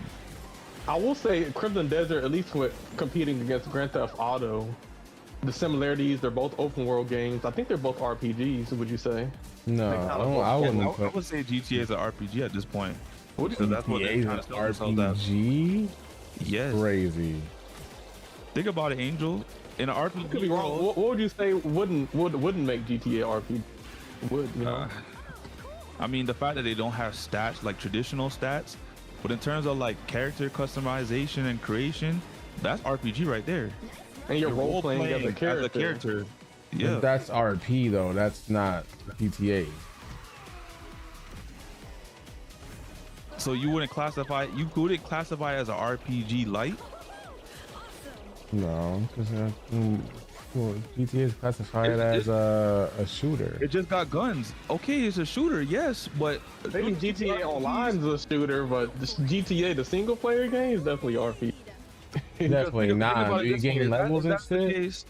There's a lot of games that are shooters that are RPGs, though, Angel.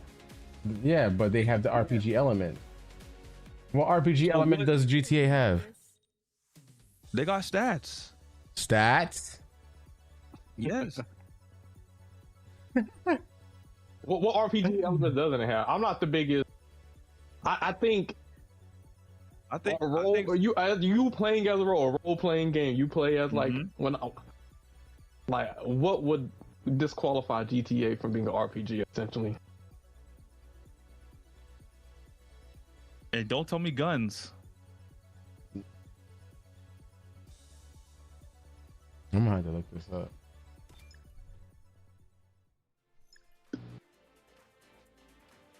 See, we got a point. I love, as much as I love my RPGs, my traditional RPGs, I can look in the mirror and see that GTA has low-key become an RPG, and I can understand why. We've had games like RuneScape, we've had games like World of Warcraft that have been out for like however long now, 30 plus years. And, you know, Rockstar is looking at that like, yo, this is residual revenue that these guys are making monthly. How can we do that? How can we emulate that? They give you the option to create your own character like most RPGs do. You know, these characters have. So here, let me tell you towards here. them. All right, let me tell you right here. So GTA is classified as an open world action adventure series, not RPG. While titles like San Andreas introduce RPG-like progression, stat boost eating, they lack the core leveling, deep skill trees, and narrative choice-driven mechanics defining the genre. Okay, that's fair. I would agree, but also push back on that because yes, the franchise may have started as action adventure, but where the franchise is now, I wouldn't say is action adventure. Is heading towards the role-playing route. Definitely Especially not, now Sammy. That definitely not. Definitely not when you just told us recently that Rockstar went out of their way to go and get the guys that did RP for GTA Online. All right, but RP is different. I get RP is different. RP is more akin to Sims, but to some degree, Sims plays like an RPG. It's an RPG light. There's elements of an RPG in that game. And I would definitely say the same thing with GTA at this point. And I don't blame them because they're looking at the success of RPGs and they're the games that have stood the test of time at this point. They're the only games that can honestly say, oh, we lasted more than 10 years. Not too many games last 10 years as a live service. Most of them are gone. And the ones that have lasted over 20 years, those are the open world RPGs. I will say, you know, and let's say it's also not an RPG. I will say the open world element, I definitely can see them competing. And people seeing which world felt more open and like, I guess when people who play open world games, it's like, okay, is there a lot of things that you can do? Because, you know, if somebody just has an open world game and it's boring, then people are gonna like not enjoy it. But if it's an open world game and it feels like it's lively and there's a bunch to do, then I think that's probably a big point of comparison. Where it doesn't feel empty. But I can also see that working against GTA only because, yeah, you'll have things to do in that open world, but is it something that you've done differently from GTA 5? Or I can go to a club, but you went to the club in the last game.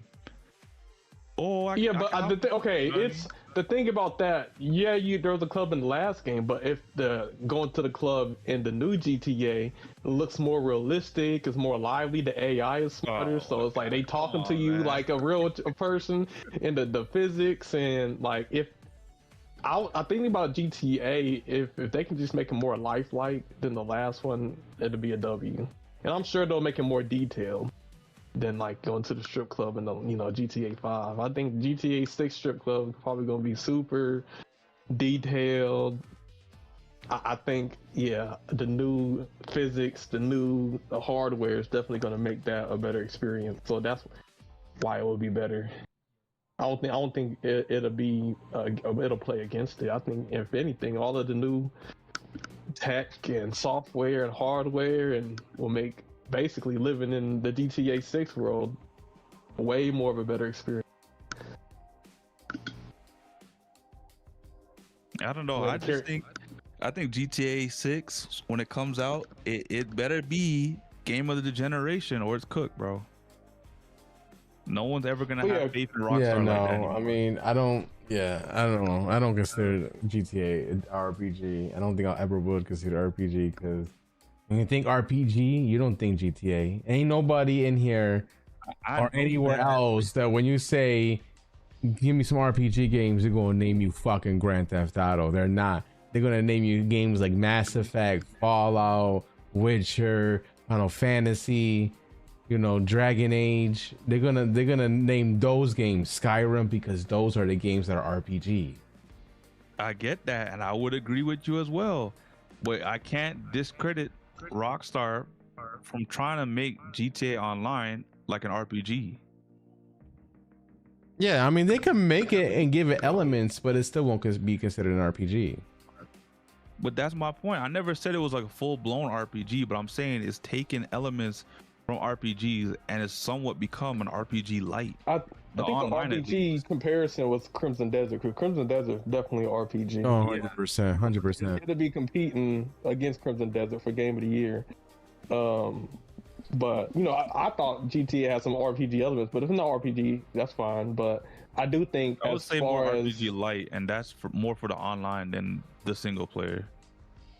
I think Crimson Desert action-wise, it's probably going to be top tier. Open world and then the action in the game. I think, you know, GTA, if you know, obviously it's going to have action too and have an open world. So I think there's going to be some comparisons made. So basically, depending on how Crimson Desert goes, we're going to see if, you know, GTA delivers on it being the best experience in the game. One thing I'll say about Pearl Abyss and their combat is, boy, do they know how to do combat. Because coming from Black Desert and going to Crimson Desert, I'm excited. I'm excited to throw hands. I'm not ducking no smoke. Any boss I see, I'm throwing it. Like, it is what it is. I don't care if I live or die.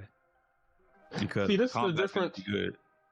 The live service or ball and gun gamers, I honestly think they're the toxic side of gaming, because I feel like games like, I don't know, High Guard or Marathon, what do they have in common? They got a bunch of negative press. They're shooter games.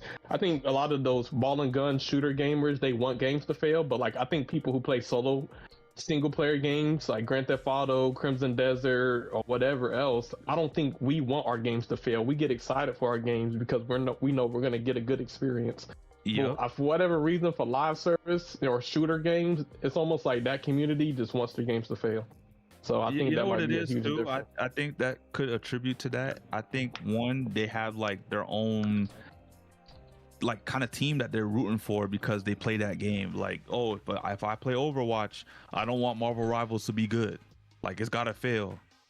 But that's not what with the hero shooters, that's not what happens, because what ends up happening is overlap. I think a lot of people who play Overwatch and they're tired of Overwatch, they'll jump into Marvel Rivals because they want to try it out and it's a similar play style. Or people who Marvel Rivals, they played it for a long time. They're like, yo, I'm open to see what Overwatch is about. Let's see. It's a hero shooter too. Oh, I like this ability. So I think a lot of times people who play Overwatch or Marvel Rivals either play both or they go back and forth. But for like just straight up FPS shooters, like the Arc Raider type, the Call of Duty type, the Call of Duty type, the whatever, that y'all want to see games fail. Battlefield people, y'all want to see games fail, where other game genres, you know, they want to see it thrive.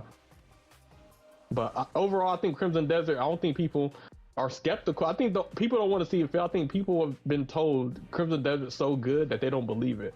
They feel like, oh, this has got to be a real thing. And honestly, that goes back to Cyberpunk, because remember how everyone was touting Cyberpunk before it released, all the people that played it on PC, not console, by the way. And now, because a lot of reviewers are putting out the reviews for the not the console side of things, the PC side of things, and they haven't seen much console footage or gameplay in terms of reviews, a lot of people are afraid that the same thing's gonna happen. It's like, oh my god, this game's so massive and it's great, but all the reviews we're seeing is PC. Man, I don't. Like, what's all this reviewer talk? I don't care about reviewers, because reviewers are people who play the game, have their own experience. I think you should, you know, basically play the game yourself and come up with your own opinion. That's like if you found a girl and she's super attractive, she's fine, and you interested, and then you basing your attraction level for her based off of a reviewer. Well, I've dated her before based off of my review. I didn't like this, and that. And the things they could be complaining about are things you don't care about. I'm just saying, like, end of the day, you got to experience things for yourself. If you feel like you're interested in the game, go out there, play it, buy it, and try it out. And if it's for you, it's for you. If it ain't, it ain't. But I don't base my opinion on the game I'm interested in off of reviewers. A lot of times, a lot of reviewers on some BS or what they like or dislike about a game, has no bearing on my enjoyment of it. So I will say, recently, I believe it was today, they did drop the specs across the board for all platforms in terms of the game, Pearl Abyss. So Angel, I sent you the link to it and we can go through it quickly. But this is what they're expecting from pretty much every machine that can run this game, like minimum and on like medium and high. So it's looking very interesting, honestly.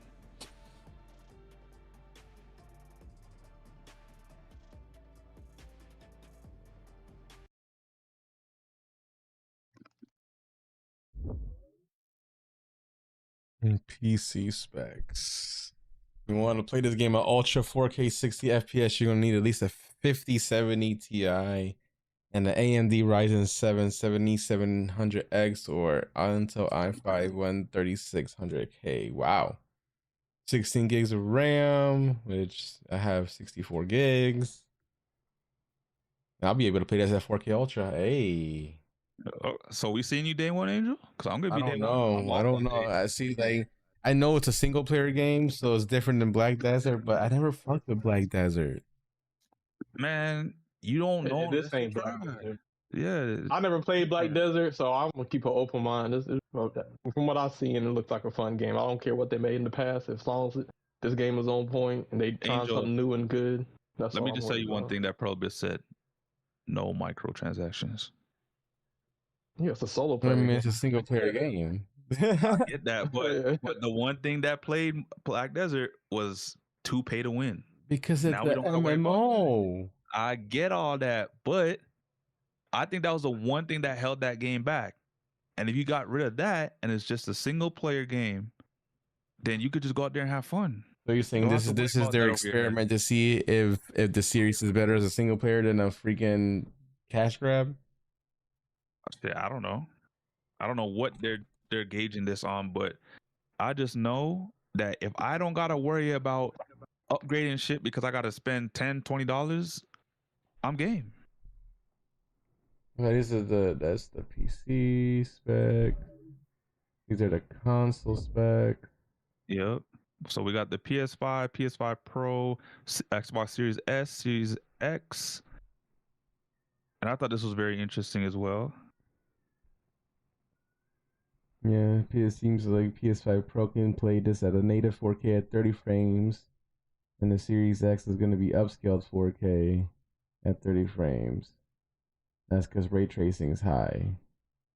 And this is the one thing I hate about fucking consoles. You can't turn it off. I guarantee you, if they give you the option to turn off ray tracing, this game would have ran at 60 frames across the board for consoles. Yep. Yo, developers, you gotta give like a ray tracing on and off setting for consoles. Let them get that 60 FPS, because that's crazy. Yeah, because it looks like I'm gonna be streaming and playing this game on performance. To get the 60 FPS? It's for ray tracing.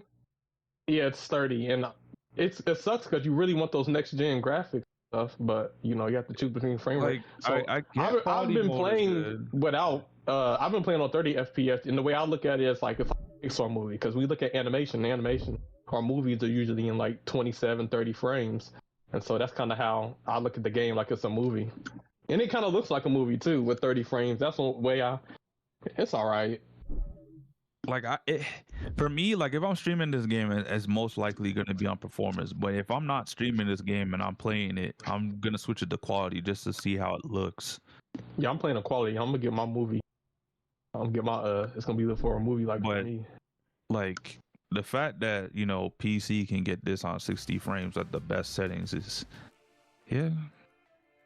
I mean, but this is why we're getting next gen consoles. It's hard to compare PC to consoles, because PCs, it is. GPUs are way more up to date than consoles. Yeah, like, there's no comparison on that aspect. I mean, and even the new consoles, they will never be up to date compared to PC. But yeah, I'll probably be watching some stream. If I don't get the game immediately, I'll think about it. I mean, when does this game come out? In 8 days, 7 days. Another week. A week. The 16th? No, 8 days. The 19th. 8 days. Maybe I'll think about buying that. What is it? $60? I'm gonna get the game. I just got a 60, 70, whatever the next gen. It's just a lot of games. lot of subscriptions. I'm gonna get the game at some point, but if I get it day one, maybe I'm getting it day one. So if you guys want to see gameplay, I'll be streaming it. Yeah, if I have the means, I'll get it day one. But if not, I'll just get it when I can. Like the game is expensive. They are right Getting now. up there. But million games too. In terms of other games that are coming out or already out, you know, we had Resident Evil that just came out, and you know, a lot of Resident Evil heads. Yep. Been hyped up that. I heard good things though about the Resident Evil. It looks gorgeous, and I heard, you know, with the PS5 Pro when they did some witchcraft with that to make it look good and run good on it. It made the game even more desirable on the PS5 Pro. And shout outs to Sony and their, I guess, engineers, because they did a good job with, I guess, the new tools that they gave them with the update. Also want to say, in a bizarre way, they kind of turned off ray tracing with a patch recently. So I don't know what that's about. I mean, game developers used to make games look good before there was ray tracing, so maybe they're getting more into their bag of, okay, can we make this game look realistic and look good and have good lighting without ray tracing? Hey, maybe that's what they're getting into. But I think the PS5 Pro is. You think they're finally justifying? I think the PS5 Pro has already justified itself. Like, it's ray tracing 60 FPS. Like, obviously 120 is just a privilege that PC players enjoy, but I think 60 FPS is kind of like the standard. And so the fact that the PS5 Pro, you can get ray tracing 4K and 60 FPS. I mean, why would you need another console? This is where, you know, some of our conversations about, oh, it's gonna be a PlayStation 6. And they got pushed back. Like, yeah, like, because what can the PlayStation 6 do that the PS5 Pro doesn't already do? I think the PS5 Pro, it gives you 4K, it gives you 60 FPS, it gives you ray tracing. So that's probably why the PS6 got pushed back. But if PS6 is the best place to play Resident Evil, then not PS6, but PS5 Pro, hey, that might be good, because I think it's one of those games that's kind of like pushing reality.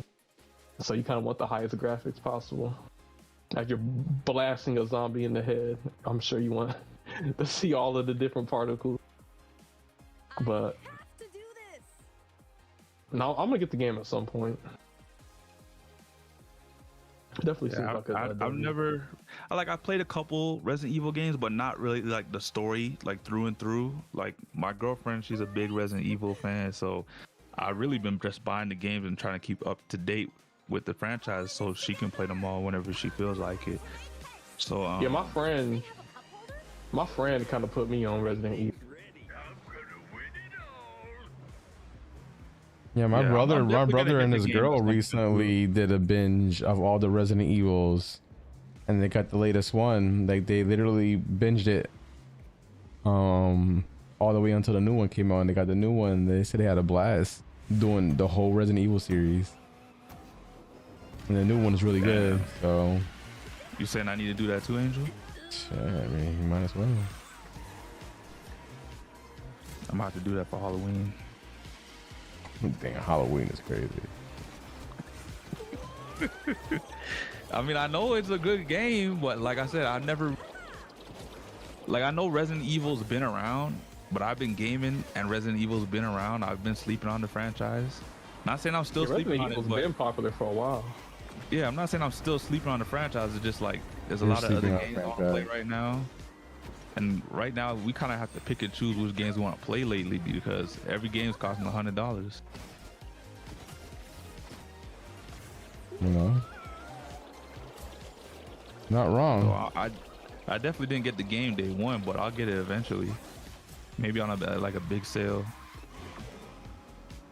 Maybe like a 30% off.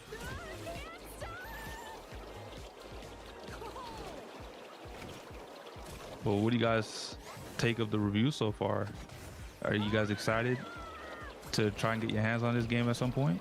Which game? Resident Evil Requiem. Yeah, no, yeah. I'm definitely gonna get it. There's too many games. Is that a bad thing?